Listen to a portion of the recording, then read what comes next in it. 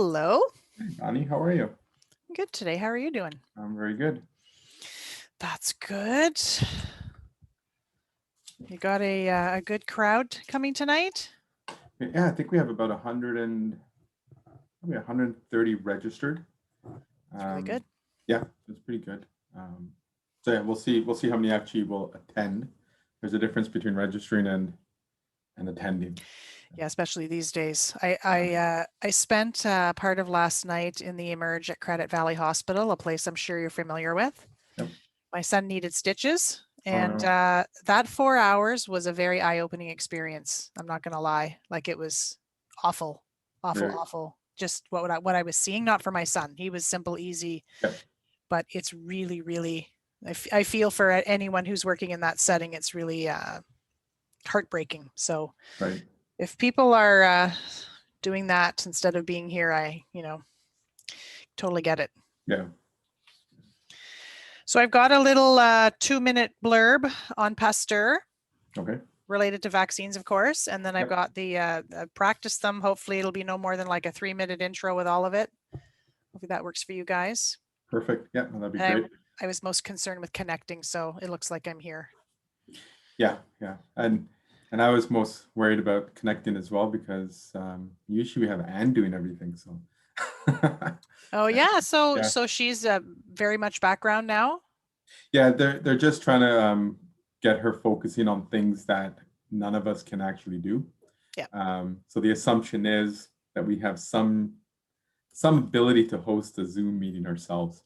And just kind of get her involved with like the registration piece. She was kind of doing it on the back end for us. Yeah. Sending out emails, etc. for for registering some of the speakers as well. Like she did all that stuff rather than us. So Right on. Okay, so I'm going to go off camera now that I'm all hooked up, and I'm going to sure, come back in 10 minutes or so. sounds good. Okay. All right.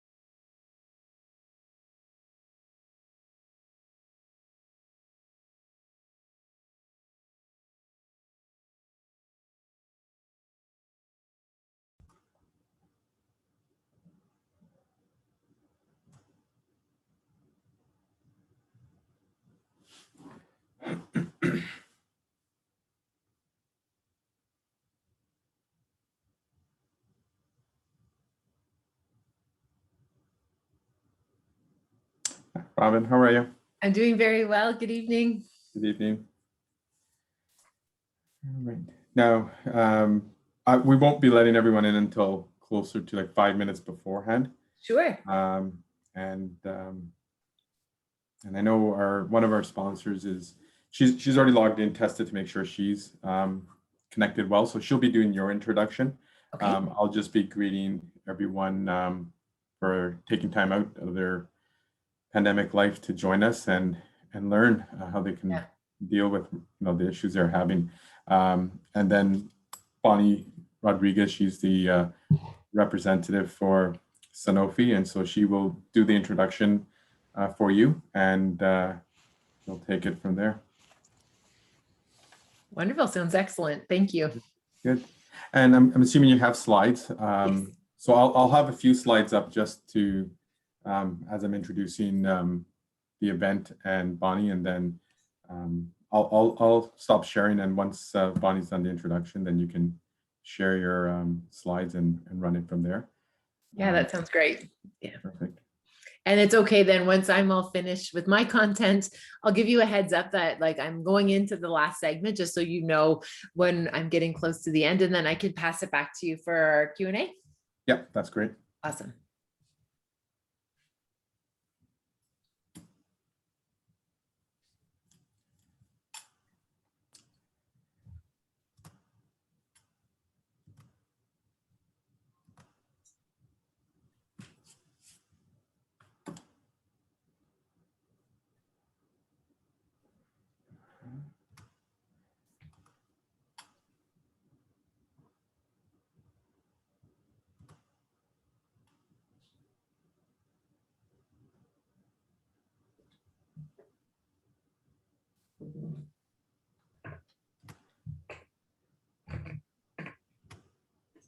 All right.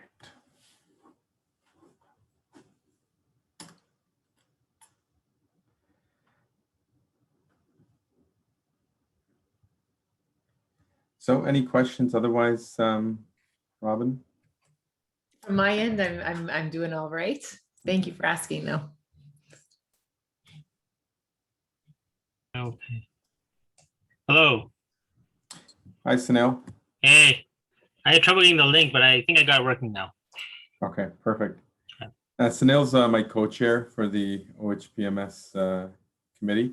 Great. It's good to meet you. Robin, nice to meet you as well. And I don't know, Sunil, if you met Bonnie from a previous life. Oh yeah, we know each other. I've known her for years. I've chased him around Ontario through, I think, 3 different sites. And are you still in Hamilton? Because I haven't seen anybody in a year and a half. No, I'm not in Hamilton anymore. Oh, you're not? No, Okay. I actually left. I did some other work right now recently. So yeah, trying new things. Probably better, because I hear Hamilton's tricky, right? It's they're having tough times like everywhere else. Yeah. One of my friends works at Hamilton General. Actually, she started as a cleaner and she's now a porter. So tough days for her. There's a lot of busyness going on there. How's your kids? Oh, they're good. Yeah. Anyway, things are good. I mean, I've learned to become a teacher. Can you come over and teach grade 12 math? Oh man, grade 12 math. Oh my goodness. Believe it or not, my kids are 7 and 4, but I had to write an exam a couple of years back, so I had to do like what's it called again, logic games and integration. It's called integration. Mm-hmm. To carry the stuff over. I forget what it was. Anyways, it's been a while. Algebra. I gotta find a better background. I am very, very thankful that my daughter, who's on her 2nd degree, is home and she's finished exams. So she's taking him through grade 12 math, because I don't know what I'd do without her. And they're actually having a good time doing it, because they don't have a lot of intersection, the 2 of them. And this is a nice way for them to bond. So it's good. But your kids must be really having a hard time. Like they're at the age, Sunil, where It's tough. yeah. Like, like the screen time, like it's just like I don't think it's like, I mean, they have another option, but it's tough on them, right? Yep. It's the go-to. Yeah. Yeah. Let me find another. Well, my son, I was telling Samu that my son actually, he loves to be outside. He's an outdoor guy, and you want the kids to get out and go outside. And so last night he did a tumble over the handlebars of his bicycle and got 4 stitches, had to go for 4 stitches. So beware sending your kids outside to play, even though that's what you want them to do right now. It's so funny. Like, I worry about my kids now. Like, it's the most, I'll teach my daughter how to ride a bike. And then after she learned how to ride a 2-wheeler, she decided to be an all-star in speed. And she decided to hit a fire hydrant, 2 stitches. Luckily, she was wearing a helmet. But I'm just saying, like, it's just, you just never know. You never know. No, you don't. I don't know if there's another place to go get stitches other than the hospital. I don't think there is. Let me just get this done. That's the only place. Yeah, it's not a place you want to be at the moment, but he's all patched up. Let's see if I can get this done. Just trying to get a better picture in my background. I like better. No.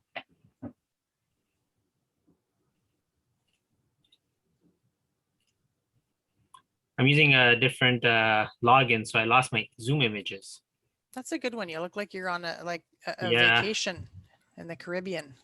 I had this nice office one. It was a nice color, but I just can't find it. Maybe it's better. That's a good one.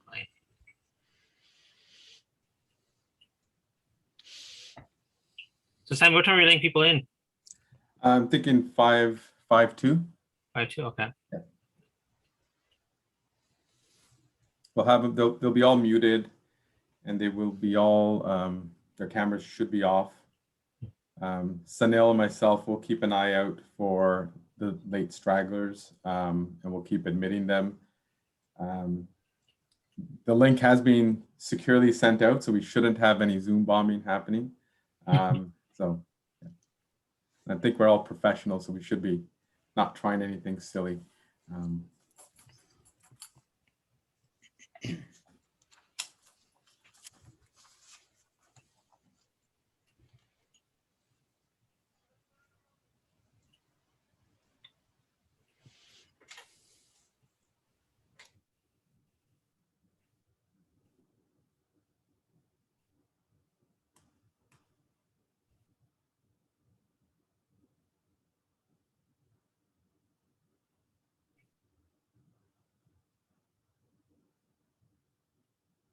As a quick check, Robin, did you want to see if your screen share works? Because we should just do that technical check. Sure thing.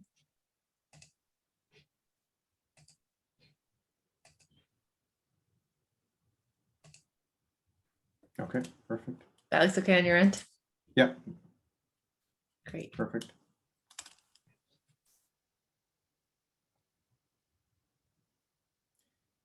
Yep, I see it fine. Awesome. Oh, that's a pretty background. That looks super good. You got little plant allies there on beside you. Oh, me? Yeah, it looks Yeah. good. Yeah, it looks better than my basement. I love the plant allies. Like that's what we all need, right? Just these little plants just Yeah. to make it feel cozy. Looks great. Well, they say plants are also therapeutic in the room, right? Absolutely. Yeah, I got Right. my little plant over here. Yeah.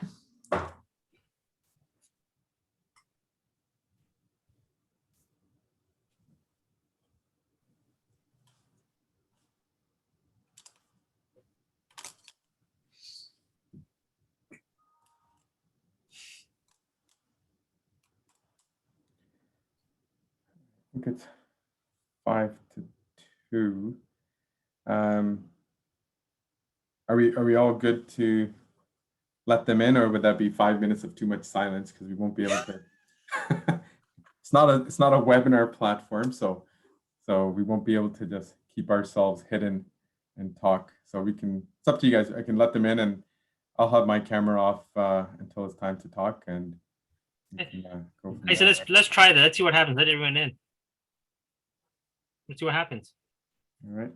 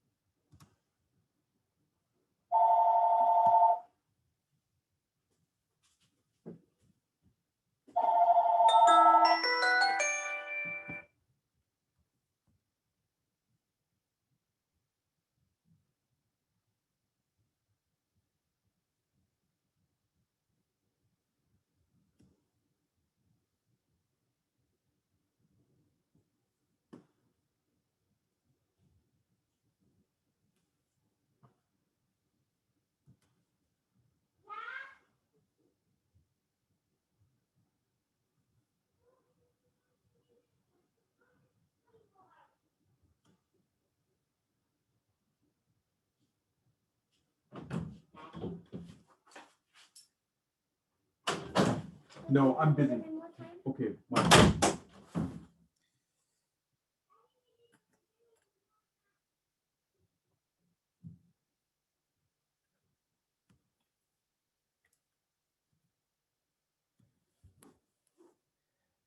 Good evening, everyone.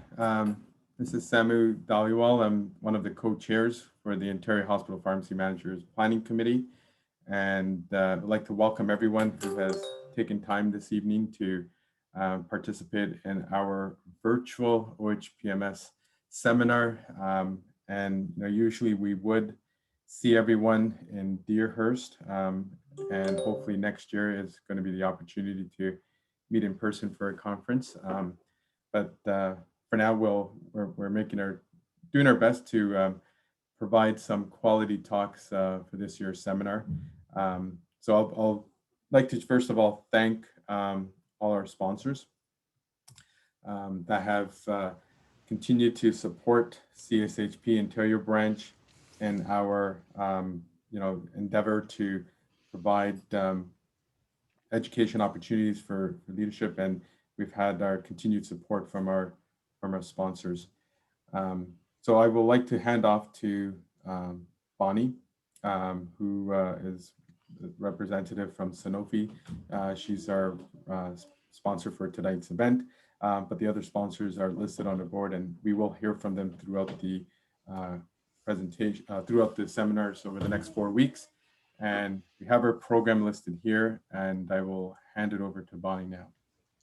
Thank you, Samu. On behalf of the Sanofi Hospital team, I just wanted to say thank you to the CSHP Organizing Committee for giving us the opportunity to be a sponsor again this year. We really appreciate the opportunity. And when I was asked to do this quick intro, I was told that I should probably try to base it on some interesting facts that maybe you didn't know about Sanofi. So I hope that in my quick little intro here, there's something that you might learn that you didn't know before, and that maybe there's also some good news wrapped up in here. So most of you online tonight are in hospital roles, and you're probably familiar with Sanofi Canada's life-changing, life-saving healthcare products in the areas of thrombosis, oncology, diabetes, cardiovascular disease. But I wonder, how much do you know about our Ontario-based vaccine division? Very timely information. If you've been in the area of Dufferin and Steeles and noticed a large Sanofi sign installed on Steeles Avenue, then you have driven by our Sanofi Pasteur vaccine facility, which has actually been there for more than 100 years. At this campus, we were the first to purify and produce insulin in the 1920s. We helped defeat diphtheria in the 1930s. We helped to conquer polio in the 1950s. We pioneered combination vaccines in the 50s and 60s, helped eradicate smallpox in the 1970s, and currently have set the gold standard in pertussis vaccines. So quite a robust history at that location. Currently, the site manufactures millions of doses of vaccines annually for more than 60 countries, including Canada. Sanofi Pasteur made the news recently with 2 historic investment announcements related to building up our capacity to protect public health through vaccines. In 2018, Sanofi announced it would establish one of the most advanced vaccine bulk manufacturing facilities in the world with an investment of $500 million. This manufacturing facility is now constructed and will be operational in 2024 and 2025 and will help to meet global demand for more life-saving vaccines for children and adults worldwide.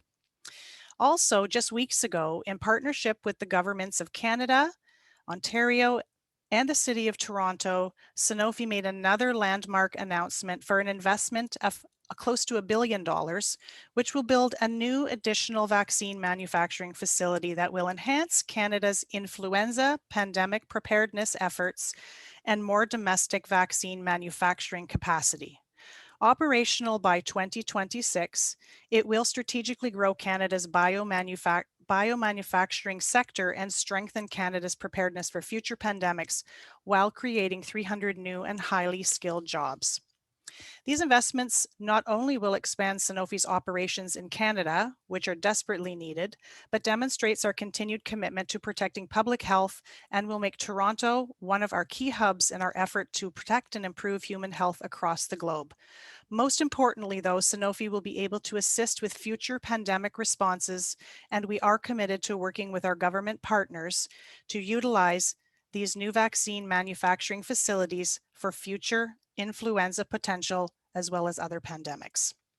So hopefully that's a little bit of good news and information that you didn't know. And right now I'd like to introduce the guest speaker for tonight. Dr. Robin Hanley-Defoe is a multi-award-winning psychology instructor who specializes in resiliency, navigating stress and change, and personal wellness in the workplace. Described as transformational, engaging, and thought-provoking, Hanley-Defoe's keynotes provide practical strategies grounded in global research and case studies that help foster resiliency within ourselves and others. As the Senior Educational Developer for the Center for Teaching and Learning at Trent University, Dr. Hanley-Defoe focuses on providing professional development for the teaching community and cultivating student engagement. She is committed to finding innovative solutions for creating positive learning relationships and environments for both students and teachers. Dr. Hanley-Defoe has also been a psychology instructor at Trent for more than 13 years. Dr. Hanley-Defoe's work is inspired by her interest in resiliency and wellness, including the intersections of stress, optimal challenge, navigating change, goal setting, and personal alignment. Please join me in a warm welcome for Dr. Robin Hanley-Defoe. Thank you very much, Bonnie. I learned things in your opening remarks, so thank you for telling us all about that great information, and thank you for your sponsorship. It's excellent. So hello, everyone. I am just thrilled to jump in here this evening and talk about all things resiliency and wellness. So thank you so very much to all of the organizers for this opportunity to bring my research forward to you. So thank you very, very much. I'm really looking forward to sharing and then having time for a question and answer period at the end. I want you to feel free to ask me anything. I welcome hearing what is top of mind for you. So without further ado, I'm going to share my slide deck with you and we can get started. And I just really want to thank you for this time that you're joining us together to be able to have this learning. So the first thing that you ought to be seeing on your screen is going to be my contact information. And the reason this is here is I welcome these conversations to continue. If you're curious about learning more about resiliency, there's lots of open educational resources on my website. You're welcome to check out. Also, too, if you want to keep the conversations going on socials, I welcome that. Before I go any further, though, I do just want to pause and recognize that the land in which I live upon and the land in which I'm joining you from today is land of the Anishinaabe First Persons of the Mississauga. And I'm a settler in this space. The space is also known as Peterborough, Ontario. And I'm very grateful that we are able to gather even in a digital way to create community. So thank you for being here. And I'm really looking forward to learning alongside you as we explore these topics. So to get us started, an activity we do in psychology is called noting. And that's when you pause and say, what's the big idea? The big idea I wish to share with you this evening, and the ideas I wish to share with you this evening, are inspired by a quote by C.S. Lewis, actually. Now, some might know C.S. Lewis as the person who wrote The Lion, the Witch, and the Wardrobe series, but he also wrote about the human condition. And what he said was this: it's not the load that breaks you down, it's the way we carry it. So when I think about all of the heavy lifting that you have been doing in your sector for the last 14 months, and even before that, the good work that you were doing, I'm mindful that comes at a cost. We have to be careful on how we carry it. And as we explore resiliency and wellness, my intention is to offer you research-informed ideas on how we can carry this load together. Now, I'll let you know, I've been working with folks all around the world, and what I am hearing in all different industries and different groups is that people are feeling tired. Life is hard right now. Life was hard before a global health pandemic. Life has been challenging during this time, this season. It's also been challenging with the needed racial reckoning that's unfolding, with all of the uncertainty, with all of the change. People are feeling really wobbly and a lot of overwhelm. And I just want to remind each and every one of you this evening that just because it's hard, it's not because you're doing it wrong. There's no one right way to do resiliency. There's no one right way to navigate a global health pandemic. Each and every one of us are doing the best that we can with the tools that we have. So it's okay to pause. Just to pause and recognize this is heavy lifting.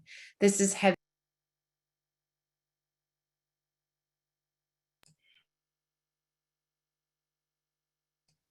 This is also heavy lifting in terms of the actual work. I just want to confirm, can you hear me okay, Samu? Just because it keeps on popping up that I've been muted, and I just want to make sure folks can hear me okay. Yeah, we can hear you. Okay, cool. Excellent. So again, the good work that we're doing, it comes at a cost, but we're going to talk about some strategies to help carry this work. But just to remind us, we haven't done anything wrong. Now, when we think about how, just to give you context to how this research program started nearly 20 years ago, I had one research question when I started. And what I was curious about is, what is the difference between somebody who gives up when life is hard and that person who can get up? That person who can find that strength, that next level, that gear, so that way they can persist, so that way they can continue to show up for themselves and others. I wanted to know what made someone resilient. Now, what I came upon in my research was it wasn't actually something people were born with. It's not really something that you have or you don't have. Resiliency very much are things in areas that can be fostered. It can be cultivated even. And what we saw in our program is that resilient people had these 5 areas in common. And I want to tell you a little bit about each one of them. And I invite you to think about, where do you lean into this in your life? Where do you see these areas as a place where you can draw strength or that capacity to keep moving forward? Now, the belonging, the first variable we see is belonging. It's having a home team. What we see about resilient persons is that they have people in their corner. They have people that they can count on, people that they need to protect, or people that are going to protect them. Having a home team is where we derive psychological safety. That's where we can get our strength from, having people in our corner. Now, one of the things that we often want to pause and make sure that we're being mindful about is sometimes when we're of service to others, like you are doing, you're on the front line of solutions. We want to make sure that we are saving something for our loved ones, that we have something at the end of the day for the people that matter most to us, because we have to protect them too. Now, the second variable we see in my work is the role of perspective. Now, perspective is often referred to as a mindset or an attitude, right? Resilient people have a different way of seeing the world. But I also think it's not just an intellectual capacity, it's also an intuition. It's having an alignment between your head and your heart. It's knowing, but also feeling and being able to see the world with that perspective that helps us understand what matters most and make what matters most. It's how we operate out of our values. It's how we stay in the present moment. So many people I work with are kind of either stuck in two different realms. One group tends to be stuck in the past. They're really stuck by their old story or things that they, mistakes even, regret, a lot of shame. A lot of people are held back there. Or on the other side, I see people who are so worried about the future that they're forecasting and they're so nervous about what's on the horizon that they're also wobbly. So the goal really is to stay present. It's to be in this moment. Resiliency is not in our past, and resiliency is actually not in our future. It's what we do in this moment that really helps us get through difficult times. Now, the third variable we talk about in my work is the role of acceptance. Now, acceptance is a practice. It's also learning how to decipher your controllables. Resilient persons figure out what's within their control and what's not within their control, and they align their energy and their agency to where they can have impact. So it's this idea that we are kind of persisting where we can, we shift and we adapt. We call that cognitive nimbleness or flexible thinking. And sometimes we have to punt things away. We realize I can't impact this, and we need to move on. We don't want to get stuck. The goal is to stay in motion. Now, the fourth variable I see here is hope. Choosing to live hope-filled. Something that we know is that resiliency requires that idea of holding hope. Now, where I learned about this in a very significant way was work I had done with our Canadian forces. And I recall working with a group of soldiers who had just come home from a deployment. And I was very curious about, what does the soldier do next? What's your next move after you've been away for so long? So I asked the first soldier in the platoon. They shared with me that before they had deployed, they had painted their kitchen, but they only got half done. So what they were thinking about was painting the rest of their kitchen, which I thought was interesting. The second soldier I spoke to shared with me that they had laid down hardwood floor at their house, only got half done. So they were thinking about finishing their hardwood floor project. This was peculiar. Each and every one of those persons in the platoon had half-finished house projects. So I asked their lieutenant and I said, "Sir, what's that about? Why do all your soldiers have half-finished projects?" And what he said was transformational. "Doc, they leave half-finished house projects as signs of hope, as signs of hope for their families that they're coming home. They leave evidence on the ground that there is still work to be done here, and I will come back and do it."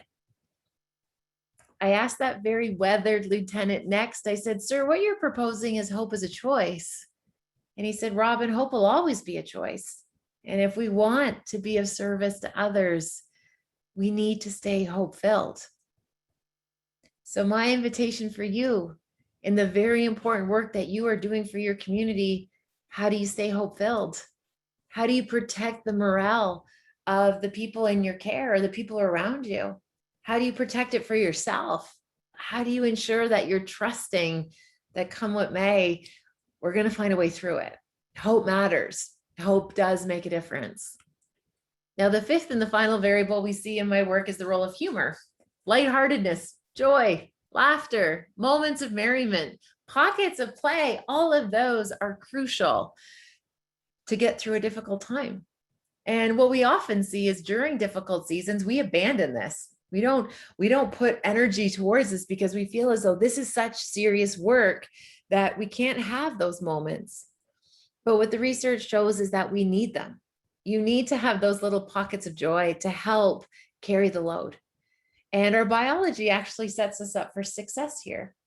For example, when you laugh, your body releases a natural tranquilizer. So for that moment in time, your pain receptors are blocked, which means you can catch your breath. It means that you can just take that pause so you can continue to make the next right choice. What I see in my work is that resiliency is like a constellation. It's all these areas that make up this experience of how we show up. And again, resiliency is in the present moment. And I appreciate it's hard. It's hard when there are so many competing pulls on our time and our efforts and our energies. But what we know is that resiliency is something that we can practice. It's something that's available to us if we know where to look. Now, often in my work, I get asked in terms of what gets in the way. What are the barriers that really preclude people practicing resiliency? And then what are the tools? What helps? What facilitates that? So that's what I want to tell you about next. What are the barriers? What gets in the way? And what can we do about it? I want to provide research-informed ideas to help put this into practice for you. Because again, the good work that you're doing, we want to make sure that you are supported so you can continue to show up for those who are counting on you. Now, the number one barrier that we have seen, especially in the last 14 months, is how we react to stress. Stress is the barrier. So what I'm going to show you here is actually, I promise there's just one bell curve on this whole presentation for you. We don't need a whole night of bell curves, but the bell curve I'm showing you right here, it's important because it really illustrates the relationship between stress and our behavior. So what we're seeing here is the Yerkes-Dodson human performance stress curve. This isn't new. It's been around since about 1908. But what we know is it explains what happens when we're experiencing stress and what it looks like in terms of performance. So just so that we're all on the same page, stress is a hormone. Our bodies produce it. Stress isn't something on the outside world. It's something that our body naturally produces in response to what's going on around us, or even to what we're thinking about. So if we think of it as cortisol, right, that hormone cortisol, if you didn't have any cortisol, nothing that was reacting, you would just be pretty bored. You wouldn't be even very good at your job, because you don't have anything to fire you up, so to speak. But as you start to have pressure, when you start to have deadlines, responsibilities, all of those people counting on you, that's going to make your body make more of that cortisol, and you hit what we call optimal performance. The reality is stress is important. Stress serves a role in our lives. It's that fuel that makes us feel energized and focused. It helps us really dial in. When you have that balance of cortisol in your bloodstream, you are on your A game. Your life can still be busy, but you're feeling in charge. You have high efficiency and agency. Now, unfortunately, if there are prolonged seasons of uncertainty, if there's a lot of things outside of your control, what we see is that our body keeps making more and more and more cortisol. And instead of improving performance or enhancing our energy, it goes over this threshold where it actually leads us into distress. And a lot of people I am working with all around the world right now, this is where they're stuck. Deep fatigue, deep exhaustion. And I'm not talking about just being tired. I'm talking about bone tired. Your brain's tired. You just can't take it anymore. We're feeling the weight of all of the pressure on our shoulders. Now, unfortunately, this is that slippery slope that we're worried about, because what we're seeing is really high levels of burnout, especially in the service providing professionals like yourselves, the people who have to be on the front lines. We're starting to see this burnout. Now, I wanted to tell you what we know about burnout. It's a depletion of resources, right? We just don't have anything left. And one of the things that's helpful to think about is that the research shows, Dr. Kelly McGonigal's work lets us know that in the immediate moment, there are things that we can do to help get rid of that cortisol. All right. So these aren't long-term solutions. This is in the moment, right? In the moment, you feel your body is so full of cortisol. There's 3 things you can do. Number one, get into motion, actually move around. And what's interesting in our culture, we have a very fractured relationship with exercise. We use it as like self-punishment or social comparison. Heck, I even see people use it as food correction. That's not the idea. I want you to think about movement and like even just rolling your shoulders, because moving helps. It helps move and metabolize that cortisol. The second way to get rid of a built-up cortisol in the moment is actually crying. It's a particular cry. It's a cortisol cry. It's like a red, blotchy, where you get like snotty and slobbery. It's a glorious way to recalibrate your system. A cortisol cry really gets rid of the toxins, and it also cues people in your world that this is heavy right now. This is scary. This is a lot. Our tears are signals to let people know we're in danger. So that behavior is not misbehavior. It's stress behavior. It's why people are feeling overwhelmed. It's their body's way of getting rid of that built up cortisol. Now, the third and the final way in the moment you can break up cortisol is by eating carbohydrates, eating all those yummy things, reaching for those cookies, curling up with white bread. That helps break down and metabolize our cortisol in the moment. So again, there's zero judgment. The whole idea, though, is to be mindful that we need to do an action. Stress isn't really just going to go away by itself. We need to put intention behind what it looks like. Now, another area that I thought would be helpful to tell you all about, and this is what we're currently seeing in our research right now, is there's not only burnout that we're contending with, we're also contending with something else that's called compassion fatigue. Compassion fatigue. Dr. Figley writes that compassion fatigue is the cost of caring. It's the cost of caring. When you care so deeply about your loved ones, about your people that you work with, about your communities, that cost, it starts to weigh us down. And we actually embody that trauma. We embody that grief. We embody that pain to the point where we go numb. And one of the symptoms that we see of compassion fatigue is just people not caring anymore. They just don't have any more cares to give.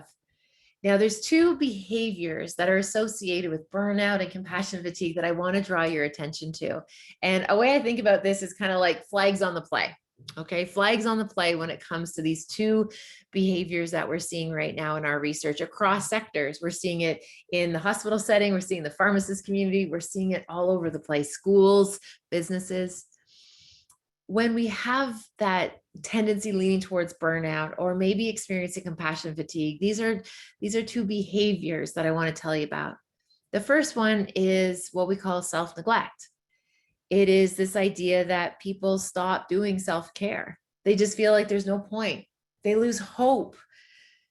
They lose hope in that there's any other way to be. They really just decide, what's the point, right? And what they say is they don't have time for self-care, that the days are too busy, they have nowhere to put it. But in reality, they've actually accepted that idea of self-neglect. Something to think about. Now, the other idea I want to share with you, and I got to give you a heads up, people don't really like this one, but I think it's worth talking about. We need to label it as it is. And the other stress response that we see is what we call self-entitlement. Okay, so this is what self-entitlement is. This is when you give all of yourself in your work, in your home, that you just always are of service. You're doing all this heavy lifting.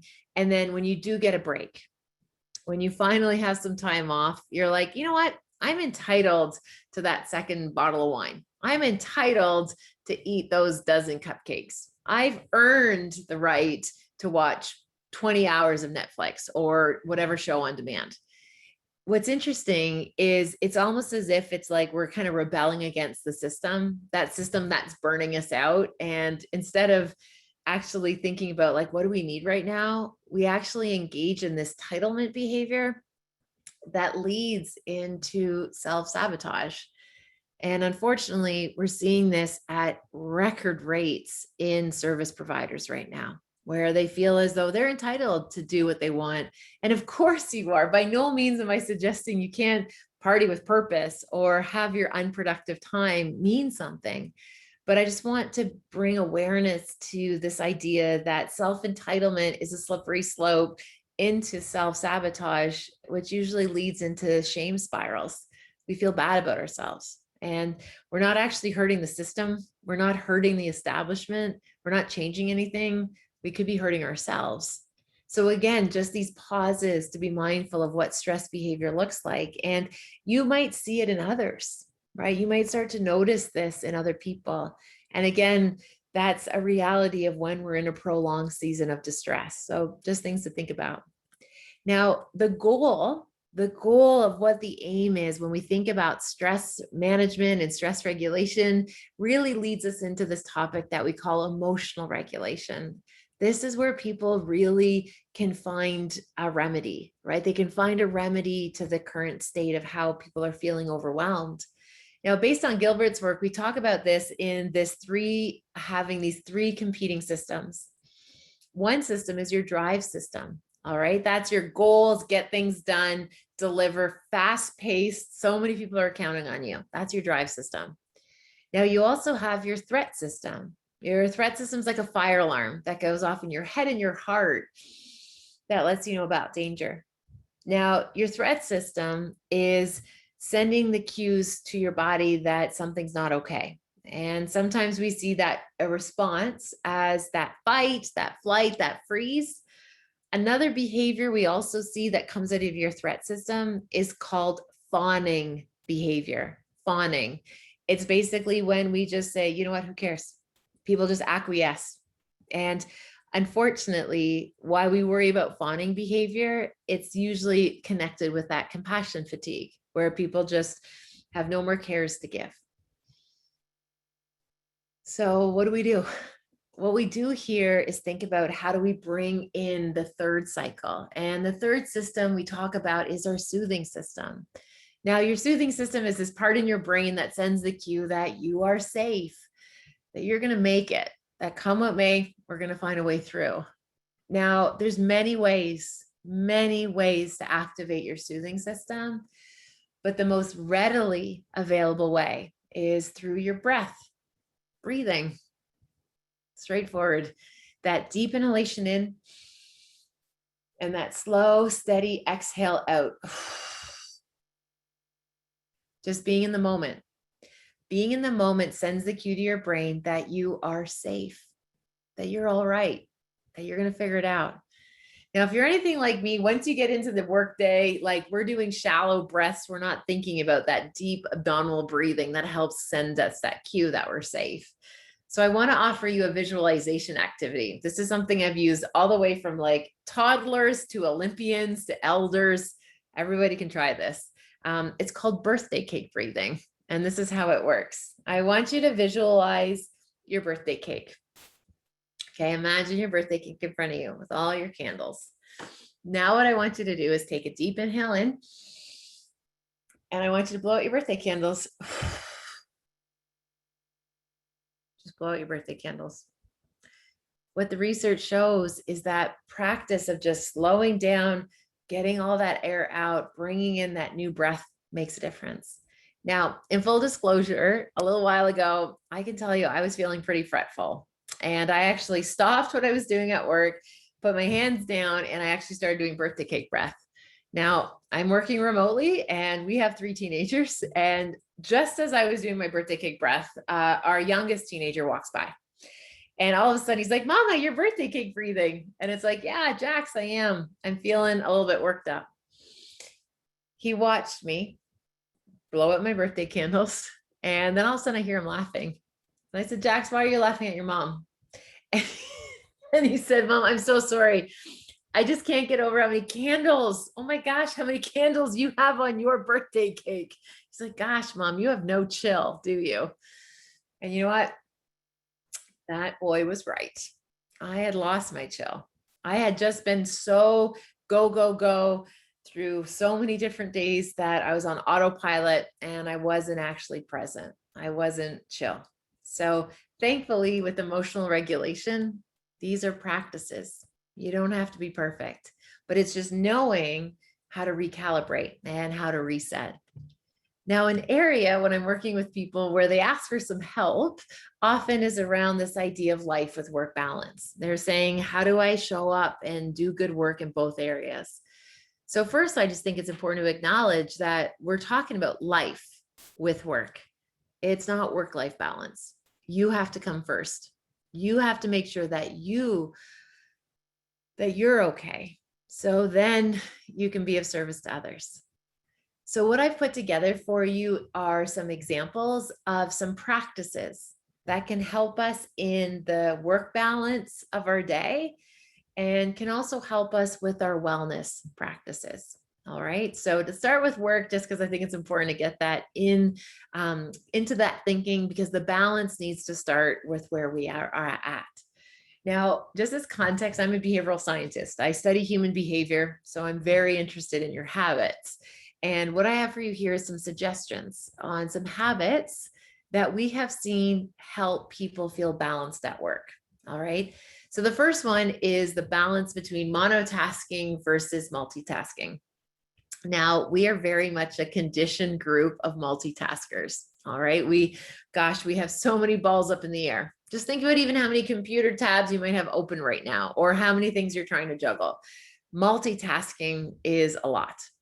Now, what's interesting, when we always multitask, it actually activates our threat system.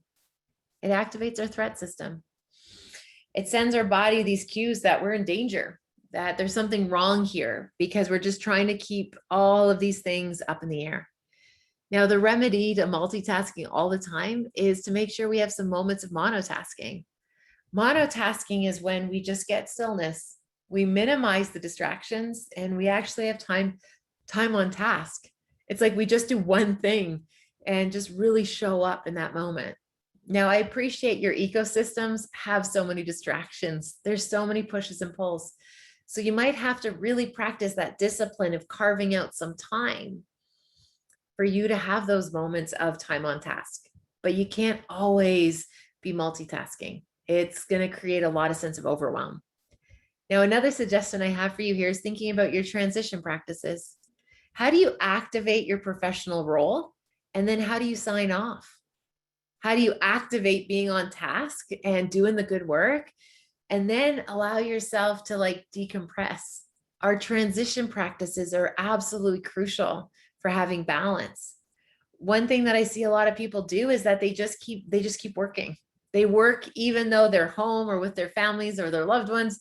They're still working intellectually. They're still tying up loose ends. They're not actually present. So we want to think about our transactions in terms of how do we transition home? What does that look like? So that way we can send the cue that we're in balance.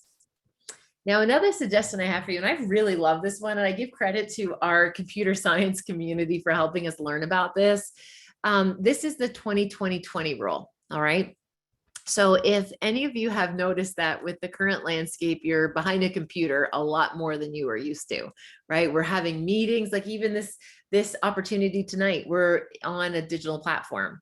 So this is what we know. Compassion fatigue is a thing. So is Zoom fatigue, even kitchen fatigue, right? We're getting tired of all these screens, right? It's wearing us down. Now, the 20-20-20 rule is actually from the computer science community. And what it says is this is how you actually can be behind a computer for longer periods of time. Every 20 minutes, you look away for 20 seconds, 20 feet away. All right. So every 20 minutes, just really naturally look away for 20 seconds and look about 20 feet away. All right. What that does is it actually helps our brains and our optimal systems not be so overwhelmed. The reality is when we're on computers like this all the time, it's like we're squinting, right? It's like we're squinting, we're nose to nose with the device. And what's interesting, when you're on meetings all the time, you don't ever get 20 inches away from somebody else's face, right? You don't ever get that close unless you're going to fight or unless it's romantic. So what we know is that break for our brain is enough to kind of let things settle. So the 20-20-20 rule, 20 seconds, just 20 minutes, every 20 minutes, look away, 20 feet away. It's helpful to help with that kind of that toxic stuff that starts to build up. Now, the other suggestion I have for you here is each and every one of us, we need an endpoint. At some point, we need to say, my workday is done, and we need to sign off. We actually need breaks. Now, what's fascinating to me is in April of 2020, we interviewed people around their use of vacation days. We actually said, are you taking vacation days? And if you weren't, we wanted to know why.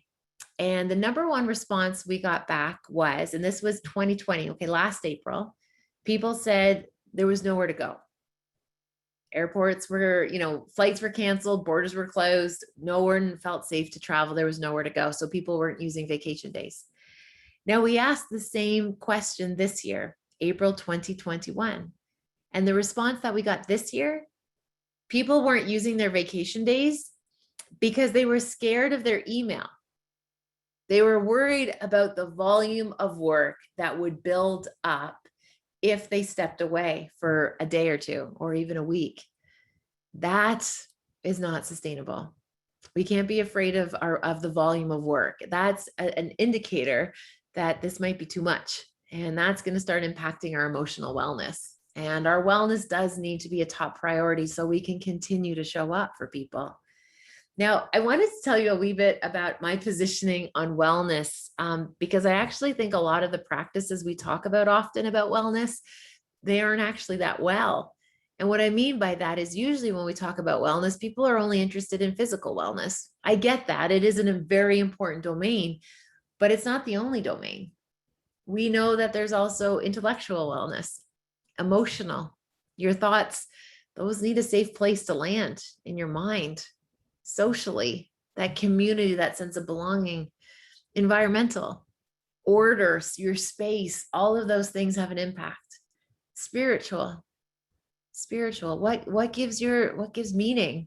What motivates you to live rightly? Those things matter. Financial, our financial needs need to be met so that way we can feel okay. And also occupational. We spend so much of our time in our jobs. We need to make sure that there are ways that we feel as though it's purpose-built and that we're making an impact. Now, what I'm also mindful of is there's so much information about different practices of wellness and self-care. It's a little overwhelming. So what I wanted to share with you this evening is what are the best returns on your investment? Okay, if you don't have a lot of time for self-care and you can only pick a few things or one thing, what's going to give you that best return on your investment? So I have a list of things that we see in our practice that are working for people. And my invitation for you here is maybe to pick one. You don't have to do all of it. My invitation is just to notice when I tell you about these, what are you curious about? What do you want to learn more about? Or what kind of piques your interest in terms of, hey, Robin, you know what, I want to try that. Now, these are in no particular order. And we know these make impact. Clarity of values. Simply knowing what matters most to you and prioritizing what matters most to you is a form of self-care. It's a form that allows us to make what matters most. Preload your self-care. This is a great tool to think about. Could you do practices of self-care first thing in the morning or before your workday? What we often see is that people work all day. They get so depleted, and then they try really hard to do self-care in the evening or on the weekends. We don't have to wait till we're depleted before we try to fill up our tanks. So thinking about doing it first thing in the morning and then carrying that energy and that vigor all the way through the day, that's something to think about. Another suggestion I have for you here, this is a game changer. This is called a day map. Now, how this one works, I'm just going to show you. I actually just use a book. And what you do is you take a piece of paper and divide your paper into 3 columns. All right. And column number 1, you write your to-do list. What are your radical priorities? What do you got to get done today? We know you have to deliver. Totally makes sense. Column number 2 is your to-be list. Your to-be list. How do you want to be today? How do you want to show up? How do you want to feel? I know when I'm working, I want to be focused. I want to be dialed in and focused and get the good work done. When I'm with my family, I want to be present. I want to be in that moment. Also, with 3 teenagers, I'd like to be patient. Patience doesn't happen by accident. You got to set that as an intention. And the third column, you can have so much fun with this column. The third column is your not to-do list. What are the things that you're not going to do today? And I can actually share with you, I've had the same thing on my not to-do list for a few days now. And I'll read it to you because I think it's a good one. It says, April 29th, Robin will not drink cold coffee. She won't drink cold coffee. I won't drink cold coffee. And you're probably thinking like, what does that have to do with anything? Well, something that I know about myself is if it is, 4 o'clock in the afternoon and I'm drinking a cold cup of coffee, it's because I'm moving too fast. I'm not taking my breaks. I'm not just having those few little moments. So again, a not to-do list could be helpful. Now here's another wellness idea of self-care. It's called bookend your day. Now, what I want you to think about is your day having a start and a finish. And the first few minutes of the start, I want you to do things that make you feel active and alert and ready. I want you to set the intention of what kind of day you want to have. First thing in the morning, make up your mind. Can you start your day with gratitude? Can you start your day with some movement or setting the intention of how you want to experience today, how you want to feel? Now, at the end of the day, I invite you to have a few minutes of sacred time with yourself just to build routine, rhythm, and ritual that welcomes rest, that welcomes sleep. Often when I'm working with professionals, they tell me that they're so tired, but when they go to try to sleep, their mind wide awake, right? So much mental chatter. We need to tie up those loose ends before we rest. So building a bedtime routine is a way to do that, to actually quiet down, sign off on your day and prepare for rest. And that's a form of care. Other ones to think about are movement practices, like getting up, moving around because it feels good, not necessarily because we're trying to accomplish anything. Simply movement for the joy of it is a wonderful form of self-care. Connecting with nature. Dr. Robert Lewis talks about this as vitamin N. Getting outside is such an important form of self-care. What the research demonstrates is 20 minutes outdoors dramatically reduces cortisol. Just 20 minutes. And often what's interesting is a lot of folks, especially folks that live in cities and urban areas, they think of this like we're supposed to be in the forest to get the benefit, or we have to be hiking somewhere remote. Just going outside, literally even on your patio, walking out your front door, a deck, anything where you just get outside 20 minutes, it recalibrates your system. It's absolutely crucial for care. And the last idea here for you is thinking about boundaries. Boundaries and non-negotiables are a form of self-care. Boundaries are your life's furthest limits. How far can you go before you hit the edge? And my invitation for you is to be very mindful when you're getting close to those outer limits, even thinking about non-negotiables. Now, boundaries are hard for some of us because of our roles. We can't have these proclamations like, I will not check my email in the evening, especially if your team might need to get a hold of you. So maybe your non-negotiable could come into play there. Here's an example of a non-negotiable for me when it comes to email. I check my email in the evenings because I need to. My team needs to get a hold of me. However, there's certain areas. There's areas in my house that I don't check email. I would never check email in our bedroom. I don't check email in our children's bedrooms. And I don't check email in the kitchen. Those are areas of refuge where I don't check my phone. And what that does is create those safe places that I can retreat to when I need a break. Now, the big idea and the real heart of doing authentic self-care that's sustainable, realistic, and practical is this lesson. Go for the feeling. What is it that you want to feel? If you want to feel energized, absolutely get outside, get moving, dance, play, sing, listen to your favorite music. If you want to feel grounded, settled, tidy things up, order, knowing your values, boundaries, those are going to help you feel safe. So go for the feeling and then match it with the behavior. It's a game changer when it comes to knowing how to do self-care. Now, the last idea I wish to share with you, and the last segment that I want to talk to you about before we go into a question and answer period, is something that I refer to as lighthouses in my research. We talk about this a lot in my research program. Now, lighthouses are a metaphor. It's a metaphor for focus. It's a metaphor for clarity, for direction, for purpose, for grounding. Now, as a wee digression, the reason I call this lighthousing is because I have the deepest affinity to a lighthouse. My family immigrated to Canada from Scotland, and my grandfather had to do a transatlantic voyage, and he wrote about what it was like to be on that ocean with his wee little family on a coffin ship coming to a new country. He felt deep fear. He was so scared until he saw that lighthouse in Prince Edward Island. And when he saw that lighthouse, he knew that they would be okay. Now, my invitation for you is I want that for you. I want a symbol, a word, something in front of you that serves as a marker, that reminds you that come what may, you're going to figure it out. You are resilient, you're capable. We know this. Now, how we take that idea and put it into action is something in psychology that we call maxim creation. We create those symbols, that meaning, even sentences or words that help us with our focus. And I'm going to share with you my favorite maxim. I've lived by this. I grew up with this maxim, so to speak. I can do hard things. I can do hard things. My mother used to tell me that since I was a little girl. No matter what, Robin can do hard things.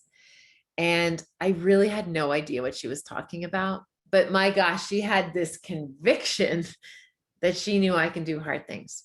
And when I was little, it didn't make sense. But when I was a teenager, it saved my life. And I'll tell you a little bit about that. When I was a teenager, I was in a very dark season. It was a long, dark season. By 16, I dropped out of high school. I abandoned my education.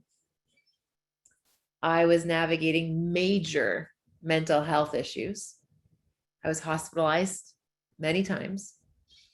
And I was also working through a very aggressive addiction. And my parents loved me so hard, but helplessly. They couldn't get me back on track. And when I was in that season at 16, I also got my driver's license. My family lives in rural Ontario and there's no transit. So kids get their driver's licenses right at 16. And I recall I had mine for 1 week when I could drive alone. And I was driving alone late at night on a very deserted road up north, and a snowstorm rolled in. And I lost control of the car. The car went off the road. It went down an embankment, and my vehicle ended up crashing through the ice, and my vehicle sank in the Otonabee River with me trapped inside. Within seconds, my car was completely filled with water. What do you do? In that moment, I recall I wasn't actually feeling afraid. I wasn't feeling scared. I was feeling angry. Anger that I could not protect my mom from what was about to happen, that my mother was going to lose her daughter. And I knew what that would do to her. I didn't want that for my mother. And when I started to think about my mom, it was like an emotional echo that just like rang through my body. Robin can do hard things. And in that moment, I decided I would not die there. But wait, I have like a winter coat on, winter boots. I'm trapped in a seatbelt. I wiggled out through the seatbelt. There was no way to get that car door open. I recall taking my fingertips and digging them into that window frame where it met the car door, crunching and shattering my fingertips as I dug them into that window frame, heaving on the glass to rip it off of its track and be able to slide it down in the door. And then I went through the window. And I had no idea what to do next. They estimate the vehicle was 20 feet underwater. I had no idea which way was up or down. I just remember turning and swirling with this car at the bottom of this river.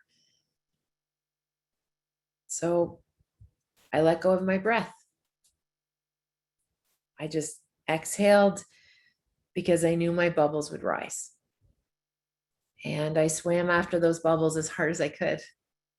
And then there's this like ripping pain on my face and my jaw, and I can't figure out what's going on. I realized I'm trapped. I was pinned under the ice. So I swam deeper into the channel, deeper into the unknown, until in the middle of the channel, I could break through the ice and get my torso onto an ice shield. I was clinging to the side of an ice shield. That night, there was a man by the name of Joseph Todd, just a random guy in his 30s, driving home from shift work. And Joseph just happened to see my car tracks in the snow. Just happened to drive all along the side of that river to see if he could see anyone. He pulls his truck over in the middle of a blizzard, and somehow he sees my body out on the ice. He grabbed a chain from his pickup truck. He crawled out on the ice as far as he could, and then he threw that chain out, wrapped it around my body, and dragged me to shore. Joseph Todd was awarded the Governor General's Award for Bravery for risking his life to save a stranger. And that night, when I woke up in the hospital, my mom was there. And one of the things she said was, "Robbie, how did you do it? How did you get yourself out of that?" And I said to my mother, "It's because you told me I could do hard things." And she said, "Oh, that's not really what we were talking about, but I'm glad it worked out for you." So she said, what I learned that night has become the origin story as to why I study human resiliency. I believe in the human condition. I also believe in a comeback. And I don't think we're ever too old or it's ever too late to explore a different way of being or becoming. So always in my work, I always pause and I give a thanks to Joseph Todd. No act of bravery should ever be forgotten. I give thanks to Joseph.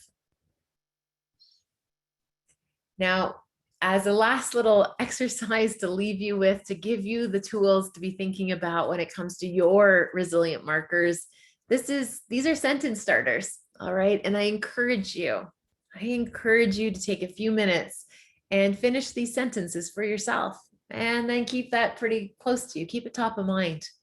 The first sentence is, I have. Who is in your corner? Who do you have to protect? Who will protect you? I am. I want you to be like, I am confident, I am resilient, I'm strong. What I hear so many people saying right now is, I am exhausted, I'm tired, I'm weary. I appreciate that. Those are valid feelings. Tired can coexist with resilient. All right. These feelings can work together. The third sentence starter is, I can. I'm pretty biased. I built a whole research program around the idea that I can do hard things. Maybe you can write, I can figure things out. I can problem solve. Or maybe, just maybe you might write, I can ask for help. There is no shame in asking for help right now if the weight of the world is too heavy for your two hands. There is no shame in that. And the fourth sentence starter is, I will. I want you to think of this as your personal call to action. What is the next right thing that you can do for you and for your team so you can show up and be of service for others, but also show up for yourself? You got to show up for you. And when I think about this work, an idea that often comes to me, and it's writing I wrote about, it's that just because we carry it well, it doesn't mean it's not heavy, right? The good work that you're doing, it comes at a cost. And I just want you to know, I recognize the good work you're doing to keep your systems rolling, to keep things happening. And for that good work, I just want to take a moment and say, thank you. Thank you for your service. Each and every one of you in the hospital, pharmacies, thank you for what you do. Your service is appreciated. So thank you. Merci, miigwech. I'm grateful for this time together this evening, and I'm really looking forward to hearing what's top of mind for you. So I'll pass it back to Samu, and please let me know what you're thinking about. And again, thank you, merci, miigwech. And I look forward to hearing what people are thinking about. So thank you for having me. Thank you very much, Robin. That was very, very good. I think there were a lot of tips that I think a lot of us can take. I mean, I've worked from home in front of a screen for the last 10 plus years, and that 20-20-20 rule would have come in handy, quite early in my career there. So I think at this stage, we're going to open it up for people to ask questions. And I think you can ask either through the chat, or you can unmute yourself. And if you wanted to also, visually show yourself while you're asking the question, please do. And we'll see what engagement we have with the crowd tonight.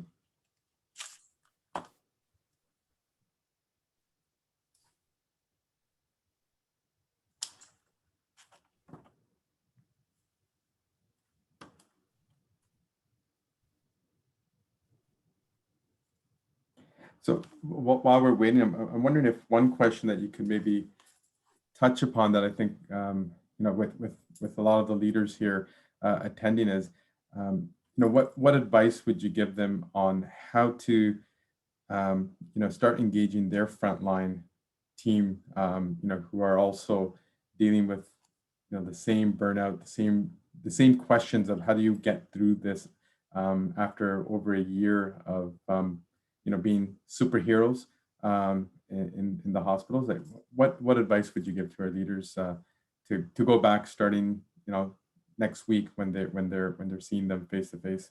Mm-hmm.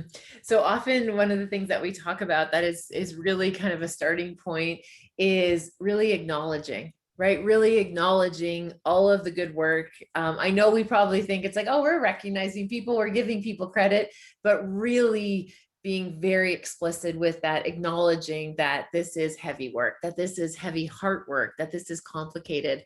One of the things that we also think about is just really validating it, letting people know that, there's a lot of invisible labor that is going into our work that isn't being recognized, that's not being captured. So again, just really sending that communication that it is, people are seen, that people are valued, and we're recognizing that this work is not easy.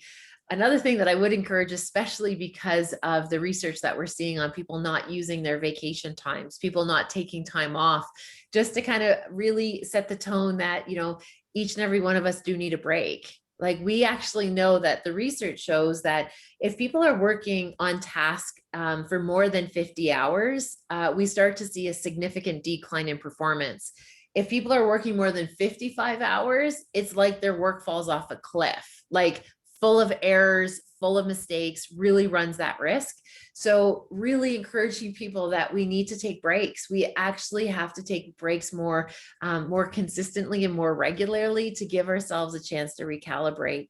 And I also think what's really important is to try and find a way to not celebrate the hustle, not celebrate that pace of going above and beyond, skipping lunch hours, just, emailing at, 6 a.m. and midnight, not reinforcing all of those ideas, just because that's not going to help us in the long run. It's not sustainable. So that would be my suggestion. All right. Thank you. I think we have Debbie Merrill here. Hi, Debbie. Hi. Hello. Phenomenal presentation. Thank you, Robin. You certainly touched my heart. one of the things that I've found in, particularly in hospital, is this mentality of coming in early, staying late, and setting that expectation. We know it is not healthy, but yet there is that judgment, that paradigm. And how do we attempt to educate away from that type of culture? Debbie, that's such a good question. And thank you for your kind remarks. I'm honored. So thank you for that. I think there's kind of two different ways to look at that. First and foremost, it's this idea that we know it's not sustainable, right? So look at the research, right? We know that sick days are dramatically increased, like people not well.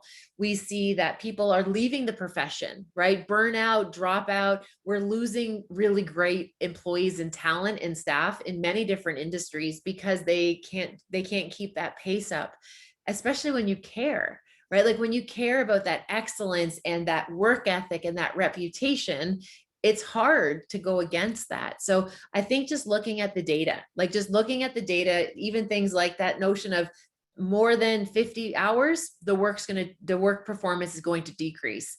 And especially in your field where we see errors increase, right? We're actually putting ourselves at risk when we work in those extra hours. Like we're actually putting people in danger of making mistakes.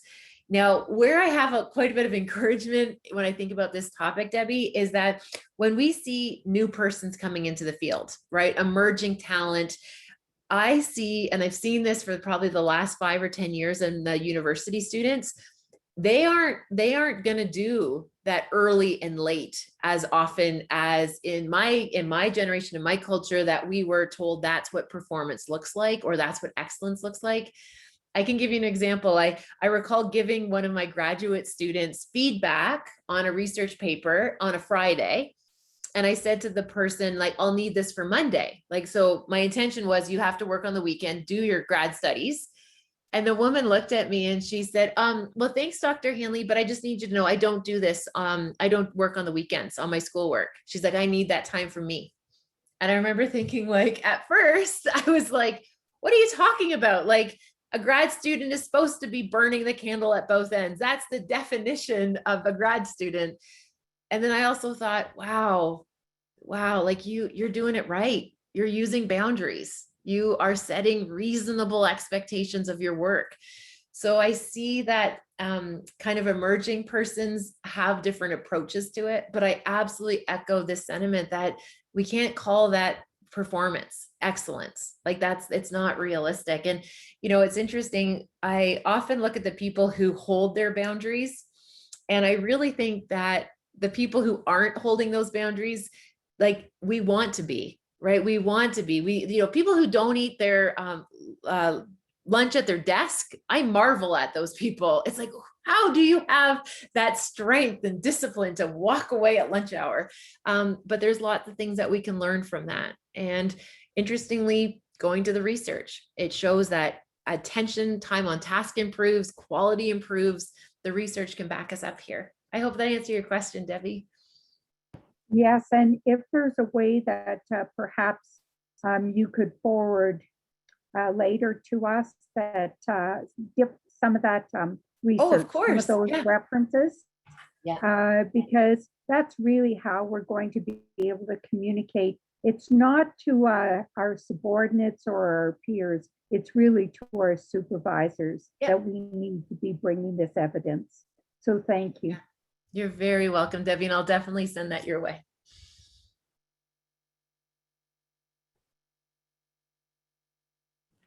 Okay, Robin, I'm just looking at the chat, and we do have a question here from Heather. How do you rebuild your resilience after burnout? Yeah, it's a great question, Heather. Thank you for asking. We have to stop. We actually have to stop, and we need to have that. We need recovery. We actually have to let we have to let our bodies kind of regenerate. We actually need to have rest. We need that active recovery. We also know that another area to rebuild our resiliency after burnout is we actually have to suspend some responsibility. Like we actually have to not always be productive or always be the person that knows everything. And what's really interesting is what the research shows is that when we actually get a break and a pause, what we would encourage you to do is like check in with yourself like 24 hours later and see how you're feeling, right? Because sometimes we just need a day. Like we literally just need a day to regroup. But if you notice after those 24 hours, it's deeper, it's heavier, it's bigger than that, then you want to think about some strategies about maybe taking a little bit more time, maybe chatting with someone. There's no shame in chatting with someone and saying like, hey, I'm feeling pretty burned out. Now, another thing to think about rebuilding your resiliency is really thinking about what we call self-authorship. That what story are we telling ourselves here? Like, are we saying that we are, defeated, that we are not as strong as we want to be, we're not as capable, versus we now have evidence that we've gone through a lot and we know that we can recover. And again, just really thinking about that relationship with yourself, about how do we kind of get back into it, but making sure that we're not our own worst enemy when it comes to learning and growing and giving ourselves that grace, maybe a little bit of mercy to recognize we're doing the best that we can. But we need to take breaks. And I encourage people to start small, right? Just little micro habits each day that gives you a chance to catch your breath, do the best you can as a way to start. But thank you for asking that question, Heather.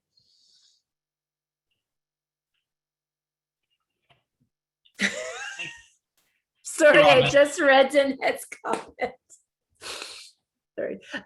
So just for Danette's comment, that's very kind. Yes, actually, my new book just came out a couple weeks ago, and the book is called Calm Within the Storm. How do we find everyday resiliency? So I'm very, very proud of this body of work. And yeah, so thank you for noticing my bookshelf. I saw all those copies of that book. I said, she must have written it.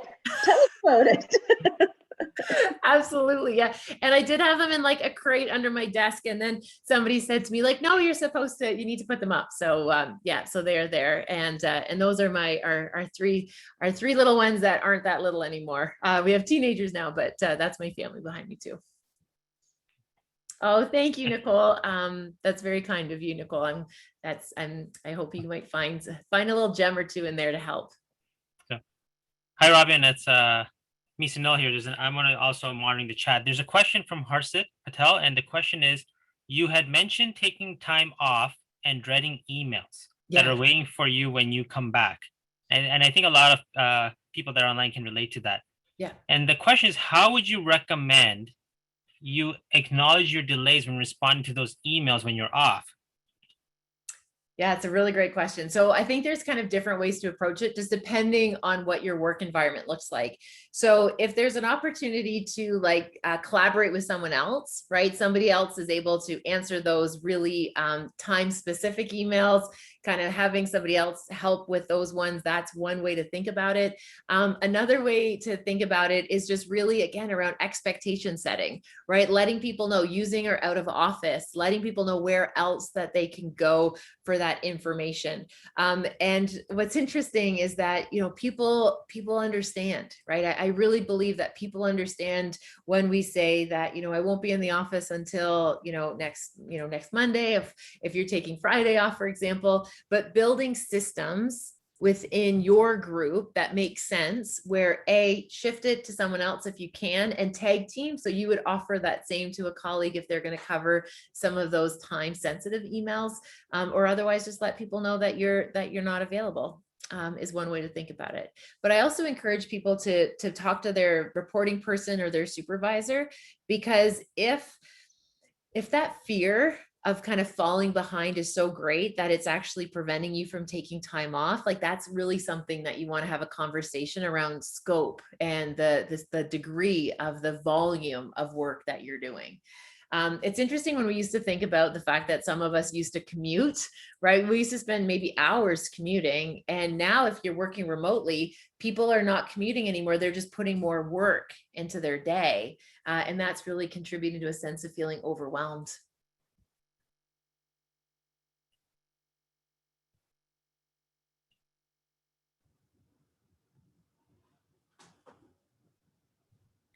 And I'm just noticing another question just came in directly, and they were asking about how do we take these concepts as that we're learning now as leaders and then bring them to our staff. And one of the questions is like, when you're meeting with staff one-on-one, what's kind of some of the, how do we talk about this? I think what's really important in those one-on-ones is to make sure that we carve out a little bit of time when we're talking to our teams, when it's not always about the work. And what I mean by that is one of my favorite questions to ask my team when I plug in with them is to ask them, like, do you have all the tools that you need to do your job right now? Do you have all the tools that you need? And what's interesting, some of my team will say to me, like, actually, no, Robin, I need a scanner. I've been taking pictures of these files, but it doesn't work. I actually need a scanner. So it's very matter of fact, logistic. It's like, okay, great, we'll try and find a way to get our scanner. Now I ask that same question to someone else. Do you have the tools that you need right now to do your job? And then they report back and say, do you know what? I'm e-learning right now and I'm homeschooling and I don't have this and this is really challenging. And it basically opens up the door that's putting the ball in your teammates' court to say what it is that they need some support around. So sometimes it's logistics, and other times it's literally like, I need some flexibility, right? I need flexibility because of this e-learning. Or on the other side of it, it could be, you're really worried about elder care and you just need some time in your day to be able to do that. So asking them if they have the tools really opens that door up to some really rich conversation. So hopefully that answers your question, Megan. And the other part too, on my website under open resources, all my material is open sourced, which means there's free information there, guides around general ideas about resiliency in uncertain times, even like leadership. How do we cultivate ourselves as resilient teams? So often one of the practices that I've heard people have used before is they've heard this messaging and then they share some of those resources just to have something to talk about in some of the meetings, to be like, hey, what do you think about these 5 pillars, and bring them into the conversation. And all the materials written in a very accessible way that onboards people to these ideas in a way that they can really relate to. So that's something you might want to check out as well. I have a vacation question for you. There any thoughts on eliminating vacation allotment and instilling unlimited vacation for staff? Yeah, so it's interesting. It's a tricky question, right? Everyone's environment's different. Everyone's kind of workflow is different. I think what's really important is just ensuring that the system around vacation and time out of office kind of matches how much recovery we need, how much time we need to recalibrate, to regroup. So I think that we want to make sure that there's a matching that's happening with the nature of the work we're doing and also that time off task or away from task. So that way we can recover and catch our breath. I don't think there's one right solution to everything. I do believe though that, the language that we use really matters. I know for my team, we talk about being out of office. Out of office could be a sick day. It could be a mental health day. It could be, taking my kid to a basketball game day. We actually talk about O3s. So out of office, we call them O3s because that just gives people a little bit more agency to be able to take the time that they need. So we find out of office days is a way that we use that, just because there's a lot of stigma. There's stigma around people saying, I need a mental health day. There's unfortunately stigma around, that equity around, if I have to take an elder parent to a doctor's appointment or something like that. So we just call it out of office, and it just eliminates, I think, some of the kind of hangups and barriers we often run into. So So I don't know if Jay, that answers your question. Well, sorry, I was just curious. There's, I know there's some companies that have gone to unlimited vacation, and the impact on staff has been maybe in the opposite direction, where they're not taking as much vacation and maybe experiencing greater burnout because of, they feel like now they have too much opportunity and they need to perform. We've toyed with the idea of just eliminating it altogether, but not with the intent to, sorry, not with the intent to be punitive to staff or to improve performance, but to add it as a incentive for people to join the company. So I'm just curious. I don't know if there's any studies out there that are showing the long-term effects. Do people end up balancing at some point? Does it become the cultural norm that it's no longer an issue, like coming in early, staying late? Is it a generational difference where younger staff might just take their advantage as they would? I was just curious if you had any other thoughts on that. Yeah, so Jay, I haven't come across that yet, but the research that we do see in occupational psychology that kind of, I think it talks about this a wee bit, is very much around like the flexibility around, like, for example, like a 4-day work week, right? There's a lot of research that demonstrates 4-day work weeks are a very useful strategy. People are using it as employment incentives, like working for agencies that have a 4-day work week model. There's a lot of research that demonstrates the performance, the capacity to generate work, the quality of the work is actually comparable to a group that has a 5-day work week. So we actually see there's a lot of very convincing evidence about the 4-day work week. And what they've noticed is that people spend more time on task.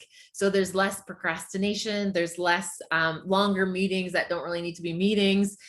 We see that there's a lot of research that supports time on task with 4-day work environments.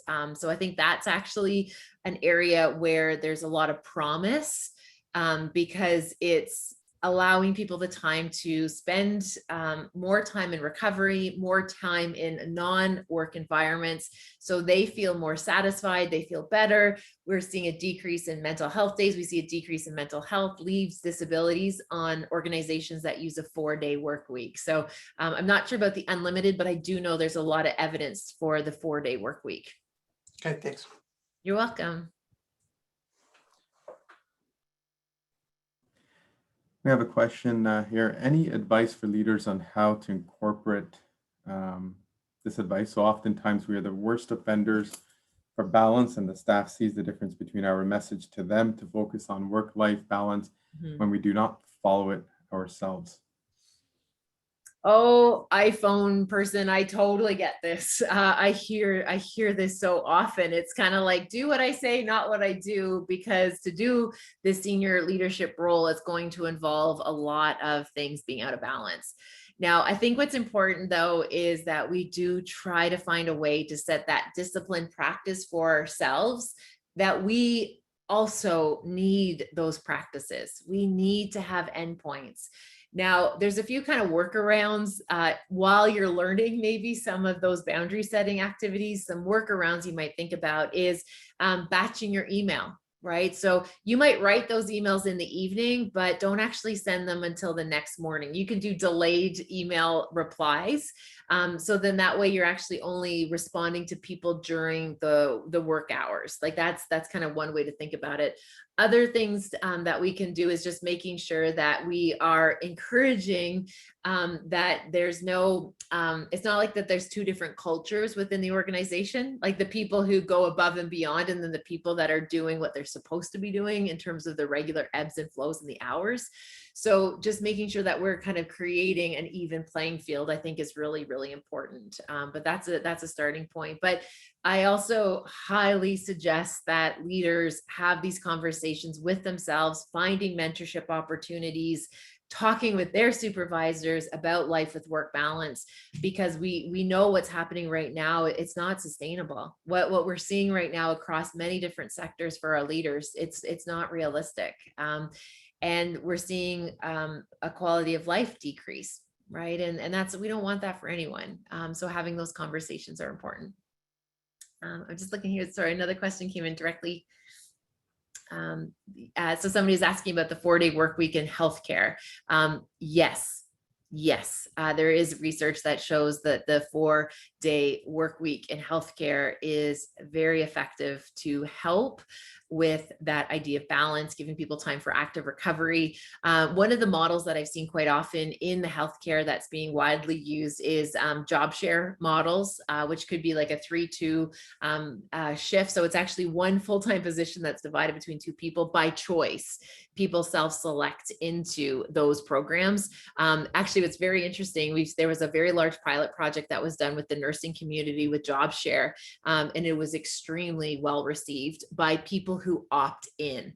And best case scenarios, what we saw with some of that research is if you do ever have a job share and you actually have intergenerational job sharing. So you might have somebody who would be early career paired with someone who's mid-career or later in their career, because that peer-to-peer learning, you can't replace that. That is amazing, especially for knowledge transfer. And, our veterans on the floor, they are the knowledge holders, right? They have so much working knowledge. And if you can pair and share with a new talent, it goes a really long way. So great question. Thank you for asking.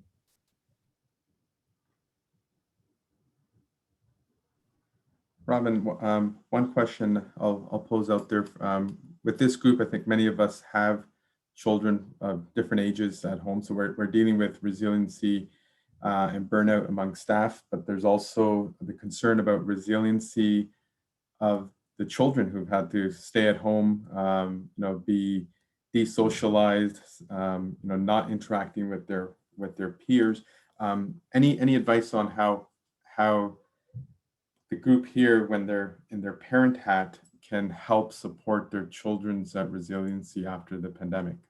Yeah, it's a really great question. So I think with school agers, kind of all the way from kinder to high school, I think what we really need to be reinforcing is that the kids are safe, right? Psychological safety is absolutely crucial.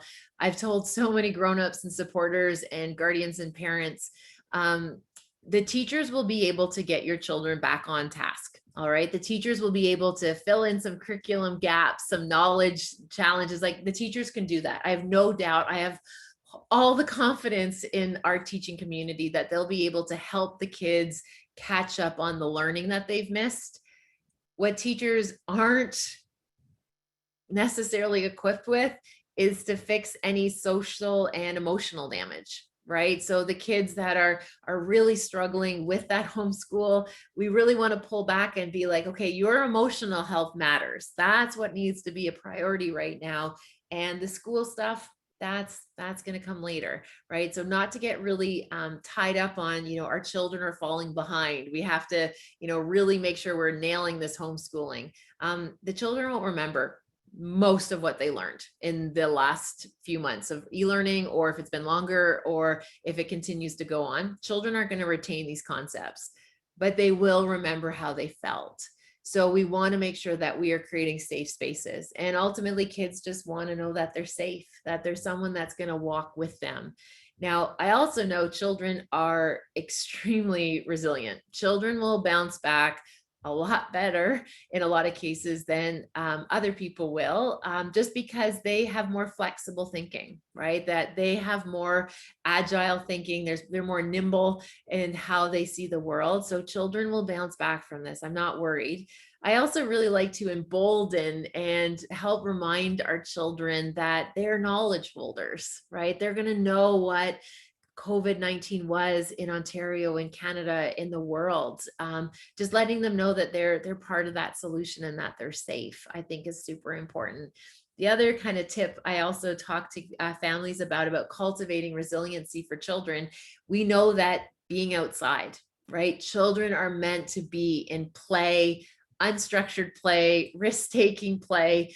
There's a difference between risky play and dangerous play, right? We want them to do some risk-taking, give them that agency, that they are competent. That is really what children need right now. And I can tell you, this is like my favorite parenting advice. To me, this is the golden ticket. And this is how I've done this with our children since they were babies, and this is about like how to like be attuned with your child. Okay, we want to be attuned with our children, and this is how you do it. All right, and again, I've done this since they were little. Now they're big, but I still do this. When you hug your child, all right, whether it be a toddler or a teenager, when you hold them, oh, always let the child pull away first. Always let them tap out. Sometimes you'll get a hug that's like 10 seconds, it's just in passing, it's a quick little pat. And other times they're just gonna hold you for like a minute.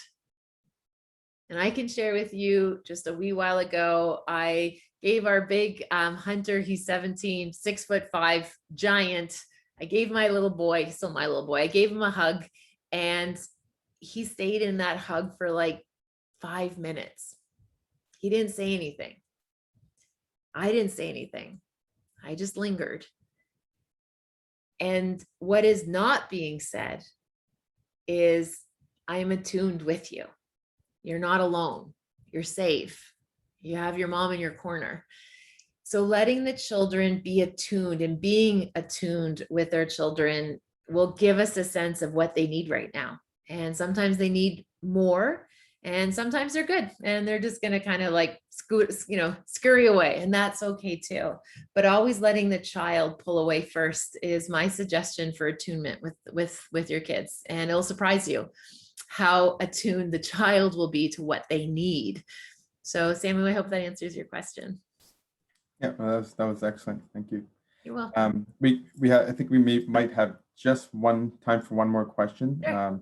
And so it's from Trent. At their organization, they've tried to provide recognition, acknowledgement with various strategies, such as food or thank you cards. In your experience, is there something that works especially well to help support their staff from a team resiliency perspective, as COVID has thrown a wrench in other go-to like social opportunities outside of work interactions? Yeah, it's such a great question, Trent. I'm so encouraged to hear that these are things that you're all thinking about.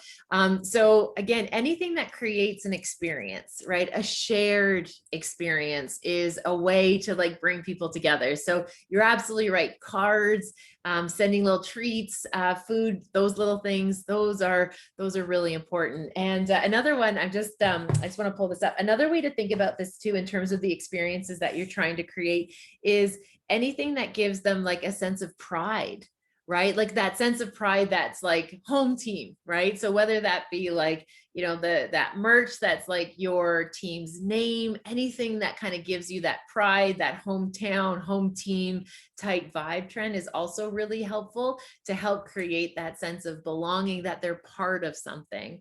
Another tool that I've actually found like really effective is actually to do things that you not necessarily like the social, because we can't do it, but things like, for example, having a book club, right? Like having everybody read even just a chapter of a book and jumping on a call together and be like, hey, what are your thoughts on this? Or doing things like watching shows as a group, right? And so like, everyone goes off, watch episode 1 of something, and then they come back and they chit chat about it. Anything that builds that sense of community is really important for helping that, what we call team cohesion, right? So we want that team to be seen as valued, seen as stronger together. Those are the things that we think about. So anything like that could be a start. All right. Well, thank you very much, Robin. This was a fantastic, engaging discussion that you've allowed our attendees to partake in, and I think there's ample examples of tips and strategies that we're all going to be able to utilize both in our work and our life scenarios. So thank you again. Oh, you're so welcome. Thank you for inviting me. I wish everyone all the best, and I hope our paths cross again. So take good care. Bye for now. Bye.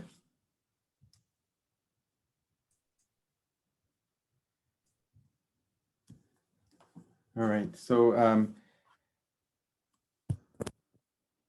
we're going to move on to our second talk for this evening, and this talk will be an Ontario Health team update. So, you know, we heard about Ontario Health Team, and I think for many of us, it may have fallen out of sight because of the pandemic, and dealing with, you know, running vaccine clinics at hospitals and managing you know, the increasing number of ICU patients due to COVID-19. But we're happy to have Carmen Stumpo today. He is the president and CEO of Aurelia Soldiers Memorial Hospital. Since joining OSMH back in July 2018, Carmen has been a strong advocate for the value of high quality local healthcare. He has provided strategic leadership in transforming care through integration and close partnership with primary care, other healthcare, and community service providers. Carmen brings over 20 years of healthcare experience as a clinician and leader. Most recently, he was the former vice president programs of Michael Garron Hospital in Toronto. And again, I'm reading a bio from last year, so it's been a while now. His prior involvement in pharmacy practice includes the role of director of pharmacy at the Michael Garron Hospital, a past president of CSHP Ontario branch, and continues to teach as an adjunct professor at the Leslie Dan Faculty of Pharmacy. Carmen has a Bachelor's of Science in Pharmacy from the University of Toronto, a hospital pharmacy residency from St. Michael's Hospital, a doctorate in pharmacy from Wayne State University in Detroit, Michigan, and an executive master's in business administration from Athabasca University. Welcome, Carmen, and thank you for taking time out. And for those who haven't started following Carmen on Twitter, you should. It's always good to see what great accomplishments are happening in the Aurelia community. Thank you very much. It's an absolute pleasure to be here tonight, to see so many familiar faces, well, names, not faces, but and always impressed with hospital pharmacists. It's 8:30 on a Thursday night, and there's 71 people signed on for this. That is absolutely impressive. I am not surprised in the least. And maybe I'll start with a thank you. Thank you to all of you for everything you're doing in hospitals, whether it's vaccines, ICU care, COVID units, general internal medicine, wherever you are. It's a great service, and I think widely recognized as an important part of the system. So thank you on behalf of all citizens of Ontario. As I said, it's 8:30 on a Thursday night. I'm going to try to keep this pretty light, but I welcome the opportunity to provide an update on Ontario Health Teams. And what I will do is share my screen. I'm assuming I have the opportunity to do that.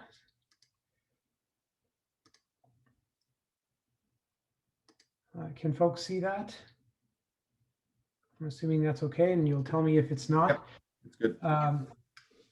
So I'll walk through this fairly quickly.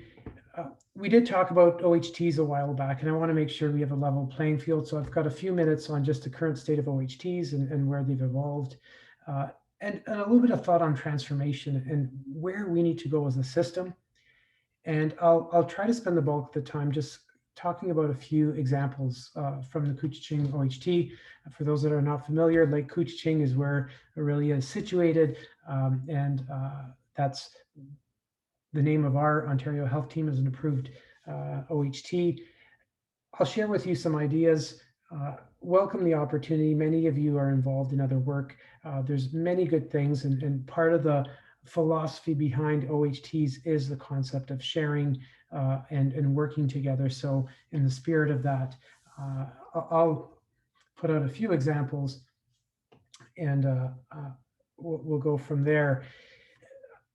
None of this is complex rocket science, but it's really hard work. It takes time, and it takes really strong relationships to get OHTs, or you can use the term integrated care interchangeably. That's what we're trying to achieve, is integrated care, and Ontario Health Teams is the Ontario mechanism to get there.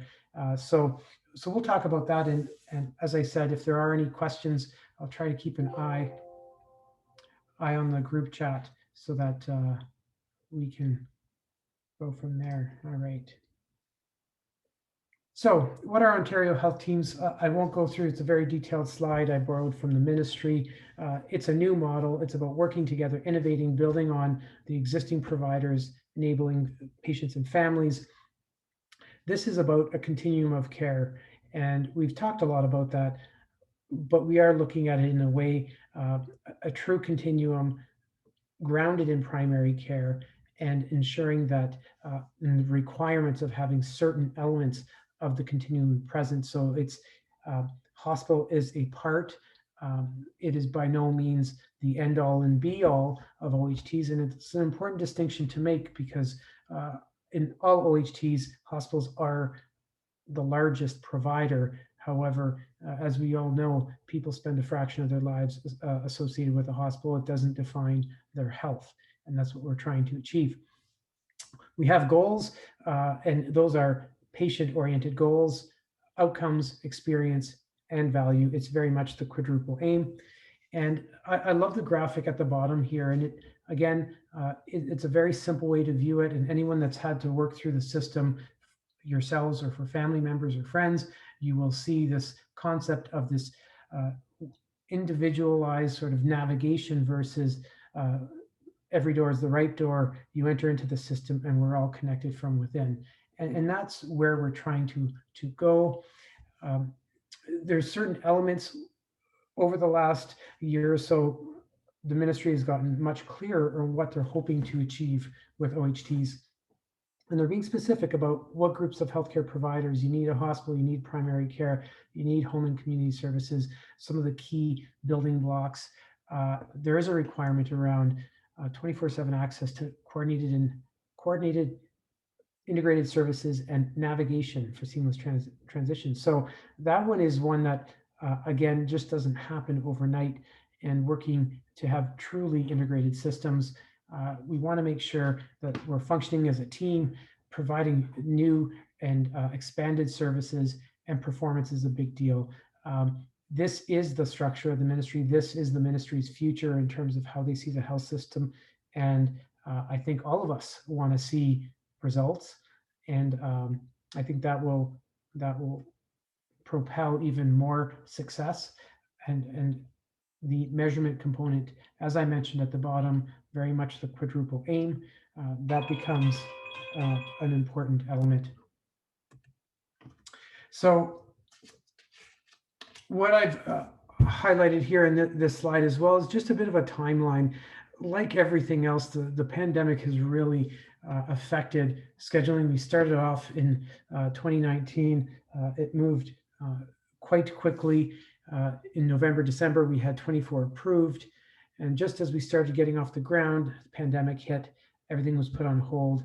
However, we did see in the pandemic, I call it the first intermission, we did see some more additional OHTs approved, and then going into the fall, a few more. And at this time, we tried to gain some momentum and acquire more, provide more funding, create more infrastructure. It has been in one way very difficult, but again, looking at the opportunity here, COVID provided a great platform to really look at different ways of working out of necessity. The saying, never waste a good crisis to advance an idea. That's what we did in Kuchiching, and I'll share with you a few examples on that. I have a quick schematic, and I just put this together to highlight. We talk a lot about integration and seamless care in different levels, and on the left you'll see we've got elements of hospital care, whether it's specialists, whether it's staff communication, whether it's EMR systems, hospital pharmacists. Within the hospital, I think we're reasonably well coordinated and integrated. Most hospitals are. Then you have the community, and I just listed a few. There's so many players involved in the community continuum. Some of the bigger ones are primary and home and community. We have community pharmacists, and we also have an information system, which is far from integrated in the community. It's a variety of different services, whether it's CRIS for home care, and whether you're using practice solutions in primary care, whichever solution. They're not, even the community itself isn't well integrated to begin.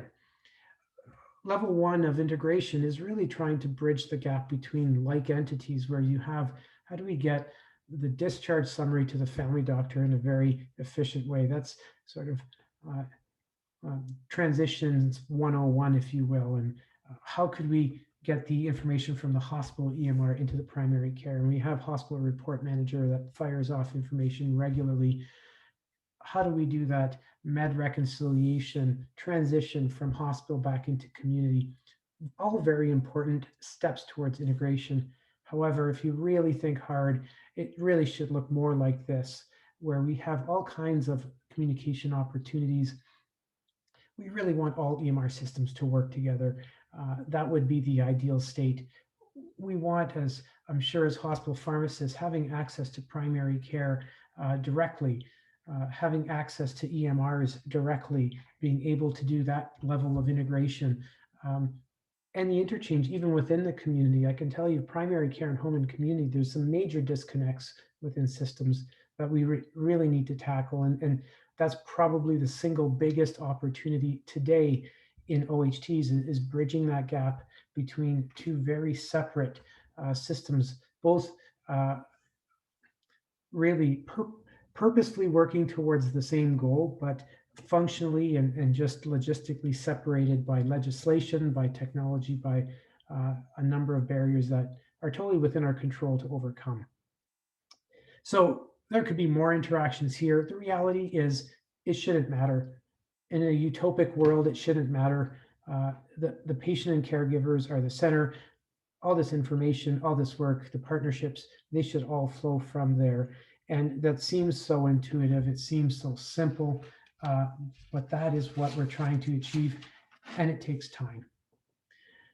So I will go right into some examples. This is a quick overview of the Kuchiching area. We have OSMH, a medium-sized hospital with a decent busy emerge with a wide variety of community services. Right down the road, we've got a single family health team with 2 separate practice groups. So it's a very reasonable number that have rostered a fair number of people. So 55,000, that's a good chunk of our catchment area. We've got great community providers. We have 4 long-term care facilities, 9 retirement homes, a great paramedicine program. We've got the base ingredients of a very good starting place with strong relationships.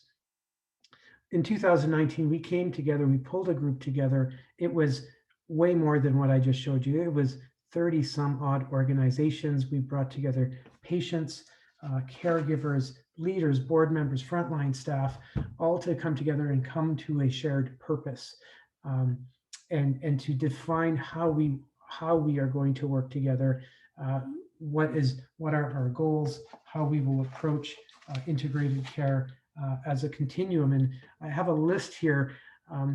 Where it landed was we identified 7 what we call anchor partners. These are the people, the core people that are engaged on a regular basis for an OHT.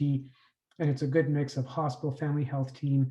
We have NPs, we've got home care providers, paramedicine and community agencies, but we also have an army of supporters and associates that are participants. They're active participants. They represent municipal leaders, mental health services, a variety of community services that look after the vulnerable. We have Indigenous partners, long-term care, and very recently added community pharmacies into this list. And I'll share with you the example of how powerful that kind of integration can be. So I'm going to start on purpose, and I've put out our purpose here. We are a community that is committed to improving health and well-being. Together, we will achieve our goal through system co-design in a culturally safe and meaningful way. And we borrowed a saying from our Indigenous partners that translates loosely to all my relations, which means we're all interconnected and we need to work together. And this for us, for an OHT, and there's a number of us that went through this process of shared purpose, and it was facilitated by the Change Foundation. As an Ontario Health Team, we adopted this purpose as a hospital. This defines how we approach. It changes the way we view ourselves. we're not a hospital in isolation. We are committed to the health of our community, which means our choices will be different. How we approach COVID will be different. When we get a knock on the door saying, we need your hospital to come in and be the lead for one of the worst outbreaks in the province for COVID-19 at Roberta Place, it defines how we respond. And for that, I've really relied on this shared purpose. I think it's an absolutely critical step to make sure your entire community knows what you're working towards and how you're going to define your measure. And just listening into the previous presentation, you need this connectedness in times of crisis to be able to spawn in a very energizing way. So we have purpose, we have principles that we came up with together. These were co-created with the group, with patients, caregivers, board members, etc. So, it starts with trust, and you need a trusting relationship, because if you want to advance, if you want to integrate, you're going to make choices, you're going to make decisions that work well for some and may be better for the community, and that they're all better for the community, but it may rub on an individual organization the wrong way, maybe a burden or maybe a resource that you need to give up. And those are the decisions you need to make in terms of how you move OHTs further. So key element number one is really work on that foundational work. You need the relationships on Ontario health teams. Please, that is lesson number one. If without the relationships, OHTs do not move forward very well. But there's also structure, there's also function that we need to come together. And this gives you a schematic of how we've organized ourselves. So this is very, we have, I'm not going to go through the details here. We have different areas of focus, but one of the most fundamental things is we don't talk about specialties. We talk about populations. This is a population-based approach. So we have a group of frail seniors. It's not, that in and of itself has a variety of different services that might be applicable to frail seniors. We talk about vulnerable populations in our social determinants of health working group. It's not one element, but we talk about a high-risk group of individuals, population in our community. We identify who they are. We identify the services, and it's very different. As a hospital, we're used to approaching things by specialty to say we are a transplant hospital, we are a cardiac hospital, we are a population hospital, and that you still provide the services, but you do it in a different mindset, and that's really critical. And for us, frail seniors was our first key priority. Aurelia has its share of seniors, and we know the utilization on the hospital system, but we also know it's a great opportunity to improve outcomes as well. So this gives you a sense of, we have principles, we have priorities, we have a purpose, we've got principles, and we also created a priority. So we actually did joint strategic planning, and this is unique, I believe, in the province, where our Ontario health team created a strategy and the hospital adopted that strategy. It's 1/3 of our hospital strategy has been defined by our community, defined in terms of populations we will look after and focus on over the next 2 years, and also defines what services would be associated with that. And that's huge. That's a hospital saying, we are relinquishing a little bit of control here to say, we're focusing on the health of our community. We're defining that as a collective, integrated body, and we've landed on frail seniors as our first area. And we've got other areas as well as we continue to evolve and grow and mature.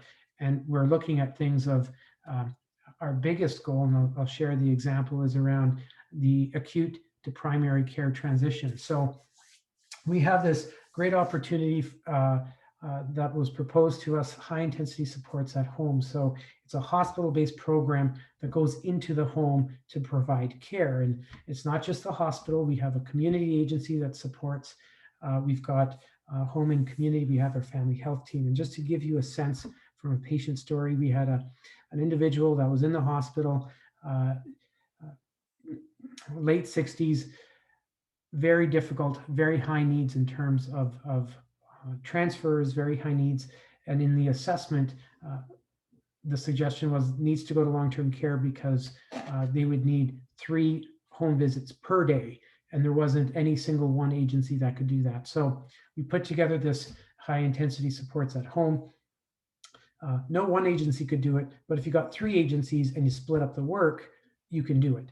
And what that meant for OSMH as a hospital, we became what's called agency status. We're now in the business of home care. So our hospital staff now go into the homes and follow up. So first, we have a patient that has a very difficult discharge, admittedly, but we now have the confidence in saying the team that knows you best is going to come visit you at home.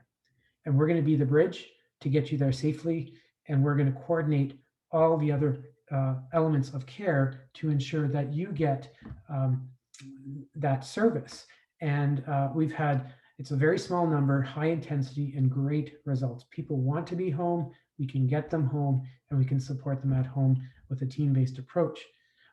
Taking it even one step further is we're looking at this saying, well, why do you need to wait until they get to the hospital? Can we not rely on our family health team who know the high-risk individuals in the community? You tell us where the challenges are and the individuals that you think are on the verge of failure before they come into hospital, and we'll go out and see them.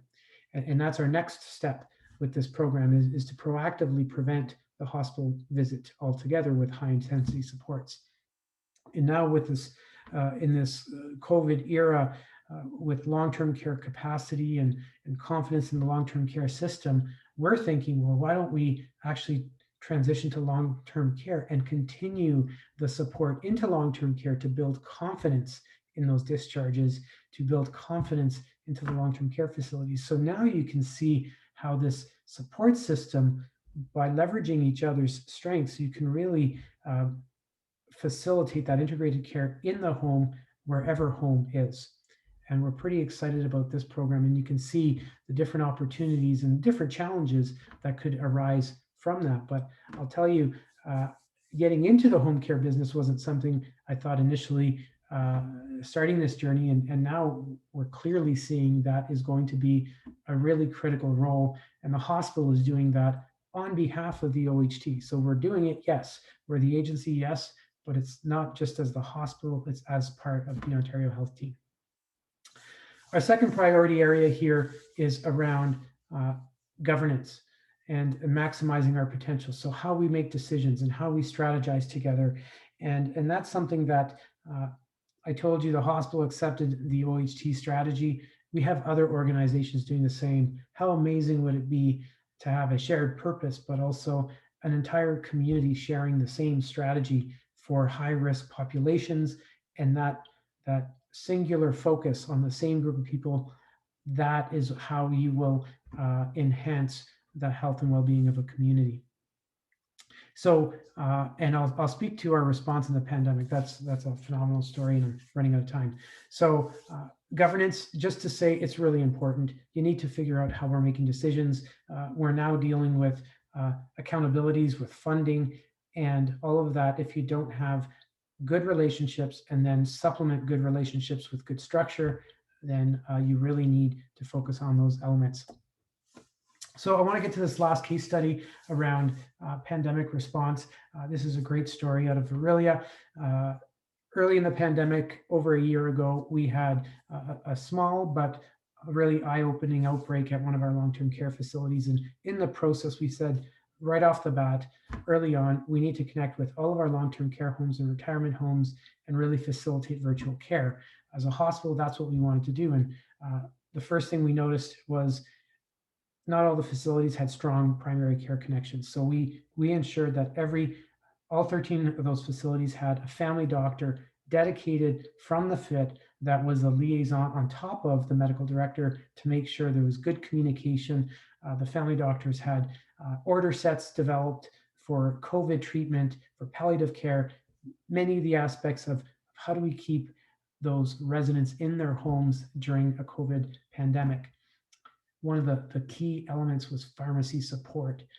Things were falling apart because these homes didn't have reliable access, in particular the retirement homes. They didn't have a single place to go to where they had an established relationship where they can reach out in a crisis and say, I need this, whether it's service or product. So we set up a pharmacy group, a pharmacy network, and quickly every retirement home, every long-term care facility had a pharmacy associated with them. And there's even complexity around home and community because they have their pharmacies, and it was a challenge to be as responsive locally as we needed them to be, but we figured it out. And we had every connection there, and this created this pharmacy network that was connected all the community pharmacies with the hospitals and the primary care providers. So then when we got into last fall, our influenza vaccination support, we said, look, we got this network. People are working well together. Let's draw on that to get influenza out. And I would say within a week, we had every retirement home, long-term care facility, and group home was adopted by a pharmacy, coordinated by the family health team in the hospital, and the vaccinations happened in no time. And a really cool story, we had a women's shelter call the Ontario health team and said, can you vaccinate our residents? And the family doctor said, I've got vaccine, but I don't have the ability to get it to you. And the pharmacy said, I can administer it, I just don't have the vaccine. And within literally an hour, it was solved.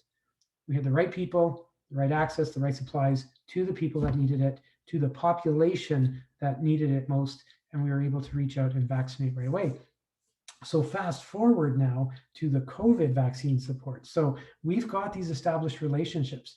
We have regular meetings with our family doctor leaders, with our pharmacy leaders, with hospital, with others.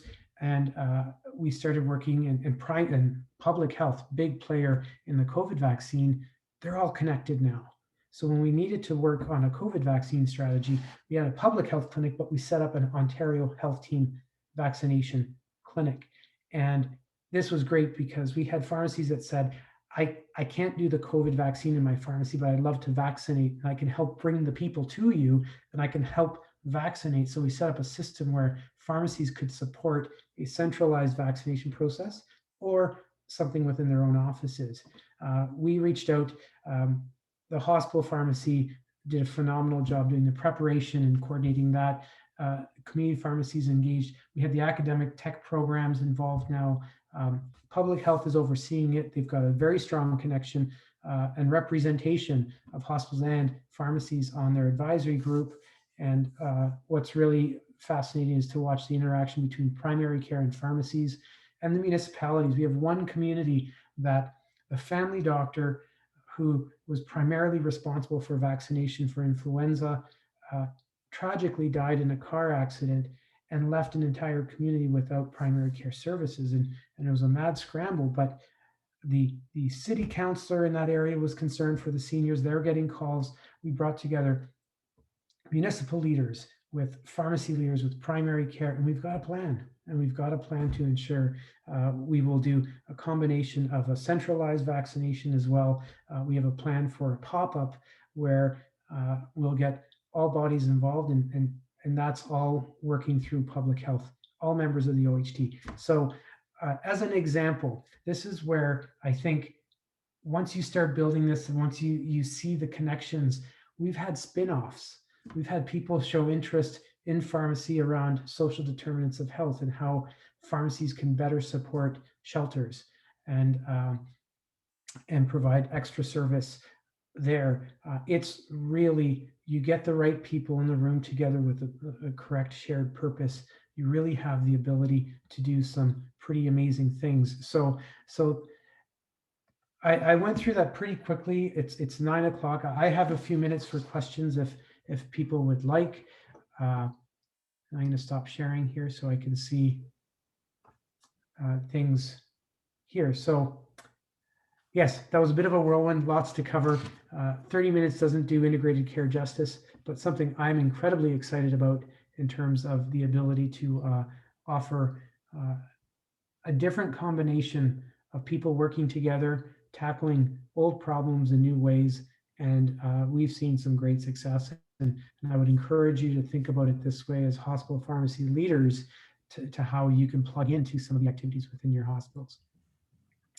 So I think I see a question in the group chat. Has there been any specific discussions regarding new ambulatory care clinics as part of the proposed model or new programs?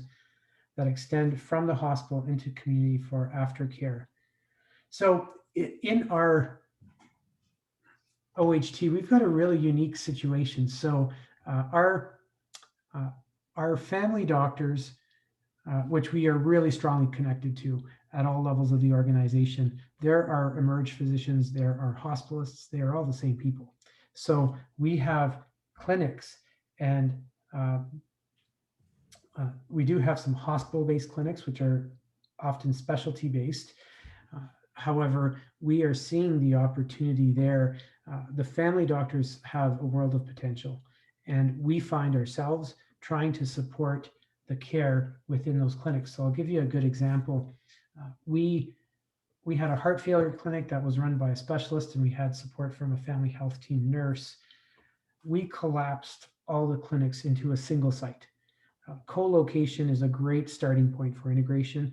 It's not integration in and of itself, but by collapsing the locations, we were able to bring together different providers. We brought in our diabetes clinic, so that would be our outpatient services. And we want to see not a specialty-based clinic, we want to see a chronic disease management program. That is the population we want to serve. And then we feed in, whether it's, we've got an amazing COPD program run by the paramedics. They do home visits for chronic COPDers. So how do we bring in our paramedics, our hospital diabetes educators, our family health team, CHF clinic folks into a single clinic that will address the patient as a whole through the continuum, and build the capacity and redundancy so you can get that navigation 24-hour access, because it's not a program of one person. So I see the questions here. I still wonder what this model would look like in a large metropolitan area like Toronto. So I came from Michael Guerin. This was work I was doing there when I was there, and they've taken off. They are doing amazing things. It's a pleasure to watch how they've grown. And if you look at the efforts in Flemington and Park and Thorncliffe Park, Toronto is a city of neighborhoods, and care is local. That it needs to be local. And if I use Toronto as an example, you walk from Thorncliffe Park across the street over to the Lee side, and it's a completely different demographic, completely different population health needs, and it's literally across the street. So I see this as health teams focusing on the neighborhoods, understanding, and we're seeing it in COVID-19, we're seeing hotspots. You can do hotspots for diabetes, you can do hotspots for COPD. That is, I think, the approach once you have your local regions to understand the population they serve by geographic area and bring the care to them in a population-based way. I think that's the way it'll play out. It is admittedly harder. I think we have a nice manageable group. Our catchment area is about 80,000 people, not 400,000 people. But you have to start somewhere, and you need to understand your neighborhoods well. And I think that's something that COVID is really teaching us, is the inequities in population health across different geographic areas is enormous. And until you can localize and address those inequities, that's where you need to go. So thank you for nodding. I see that in the group chat. I see another question. Are you able to share any further details on potential KPIs, or do you think they would likely be built into existing CIHI parameters? KPIs are important. Absolutely. They're not the same as you would see in hospital. Hospital, you get such a discrete response. You get such a discrete answer. It's very confined, and you get an outcome. You know, oxygen sat is this. You go, you succeed. How do you do a KPI for people that avoid a hospital? It's a longer time frame. It's more experientially based. So we need to ask our patients what they think. That's going to be a key component. We need to be able to track. We're focusing on population health utilization. So it's big data. It's how people are, what their health status is overall as a group, which is a hard needle to move. And those are the real outcomes that matter. You need to look, you can look at some process measures along the way in terms of the number of people, the number of integrated coordinated care plans, the number of emergency visits. Theoretically, one can look at readmission rates. Readmission rates kind of get tagged onto hospitals really is an OHT thing. If we're doing integrated care well, that transition, you're not going to avoid all readmissions, but you can impart on some. So there are some indicators there. It's not as clean. It's not as clean for sure. And I think experience matters again, both provider and patient experience, as well as the efficiency to the system. And I do think we can see, even in the couple of cases we've done with the high intensity supports, the utilization statistics would be off the chart, because 3 visits a day is still way cheaper than a hospital bed. And we can show that very clearly. So there is an opportunity to measure value and patient experience. That's what I would suggest. And that's still an evolution. So there's some really smart people working on that to create some of those KPIs, which admittedly, again, as a community initiative, and we also have how providers feel and how engaged people are. And I can tell you anecdotally, this kind of group effort and seeing the outcomes, successful outcomes, is incredibly motivating and gratifying. How do you envision the best way OHTs work with each other in sharing or aligning strategies? It's a great question. We've already locally, we're a relatively small OHT. If you're in Mississauga, you're at 1 million people. It's a big difference. We may need to readjust the boundaries. Couchiching is a great natural referral pattern for us, but there are others beside us. So we have to get the boundaries right first. That's one. There's a few of us that are working with the same kind of principles around shared purpose. So that sharing is happening. I think at a hospital level, I think at a pharmacy level, I think there's 2 ways of sharing. It's really the across hospital within sector sharing, so between hospitals and pharmacies and how people are approaching things. But more importantly, it's the how are you reaching out to your community pharmacies? How well can you establish those relationships? And it's not only pharmacy to pharmacy, but it's the hospital to primary care to other agencies like pharmacies, because it is there isn't a linear one way back and forth. It's that complex network, which it takes time. It's not easy, but in the end, when you get it right, or even in small pieces, you can see the potential. And this is a multi-year journey. It's not something that you're going to see immediate results on, and you just need to keep working at it. Have any community partners expressed concerns of greater responsibility burden on the new model, or the opposite end, or reduction in responsibility? There's a natural progression with working with agencies with OHTs. I think the biggest concern is the hospital's going to take everyone over. That's simply put. We've gone out of our way to allay those fears. The hospital is not the lead in this OHT. The family health team is. The family health team gets the money. We all agree how to spend it, but they get the money. And that's an important step. Boards need to acknowledge this. Boards wonder, is this a takeover kind of mentality? And no, you're shared partners. I don't tell primary care how to run primary care, and primary care is very respectful and say, you run a hospital, you know how. We're not going to tell you how. But where we interface is where the magic happens, to say, how do we help each other out? What do we need done for whom, and how do we get there? So there is added responsibility.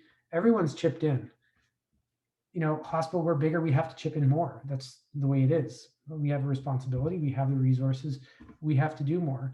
And we've invested and made this a priority. And we're not going to hold it over anyone and say, you got to pay equal share. We're not equally sized, but it doesn't diminish their contribution. It doesn't diminish their co-creation capability or their partnership capability. So there really has to be that model where we can celebrate the uniquenesses of what we bring, but at the same time, we're working towards shared purpose, and we're all working together. That takes time and trust. Trust is huge. If you don't trust the people you're working with, don't try to do work together. You need to work on trust first. Glad to see the collaboration, and thanks for answering all those questions. I'm curious to see how things will evolve, and pretty excited to see what the new model looks like. All right, my pleasure.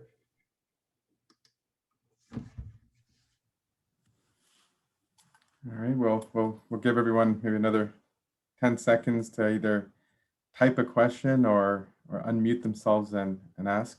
One question I have for you, Carmen, like any lessons that we've learned in terms of the digital transformation piece that is a mandate of the Ontario Health Team? I know we've incorporated virtual care very quickly, but the entire vision of digital transformation is beyond just virtual care.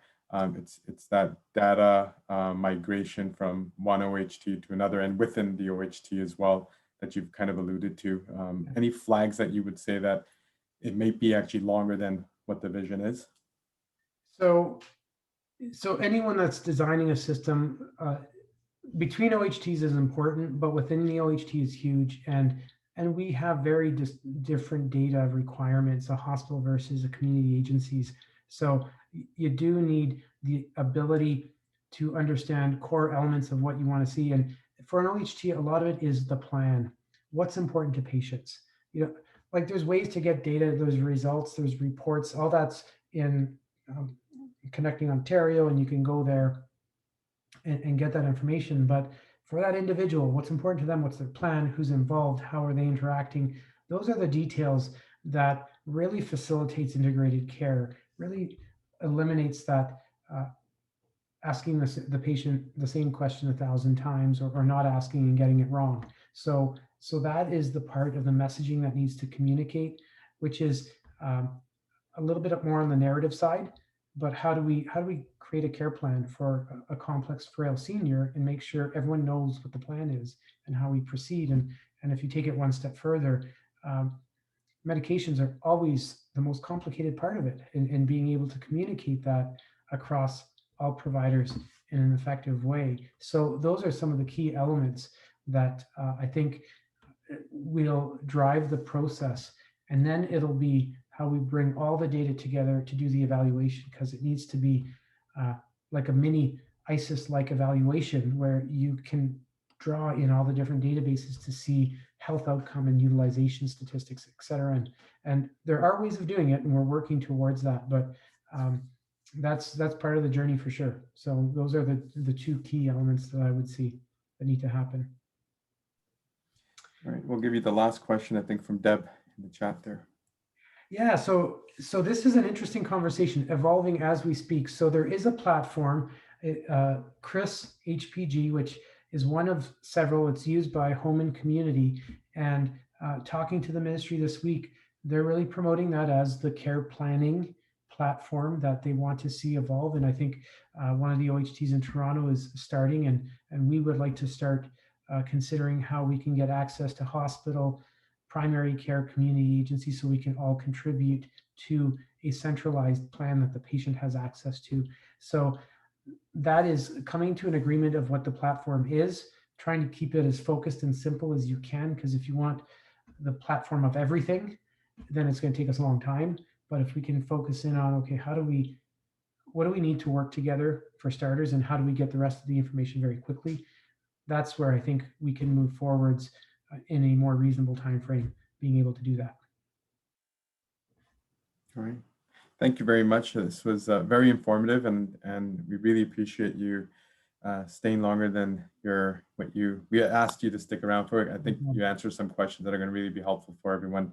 So thank you again, and hopefully you'll be back next year for another update as we move forward, and maybe in Deerhurst instead. With progress. Yeah, that's right. So thank you everyone for attending tonight. We realize it's the first night, and everyone has been sitting patiently, and so thank you again. We'll forego any breakout room tonight for just we had some questions that we could have had icebreakers, but it has been a long night, and we'll see you next week on Thursday. Again, 7 p.m. the start. And we'll open the doors 5 minutes before 7. And we will send a calendar invite to everyone, because I know we had some trouble. We stressed out a few of you by not having the invite right at the top of the email we sent. So you should see a calendar invite for the remaining three sessions. So it'll be in your calendar. All right. Thank you very much.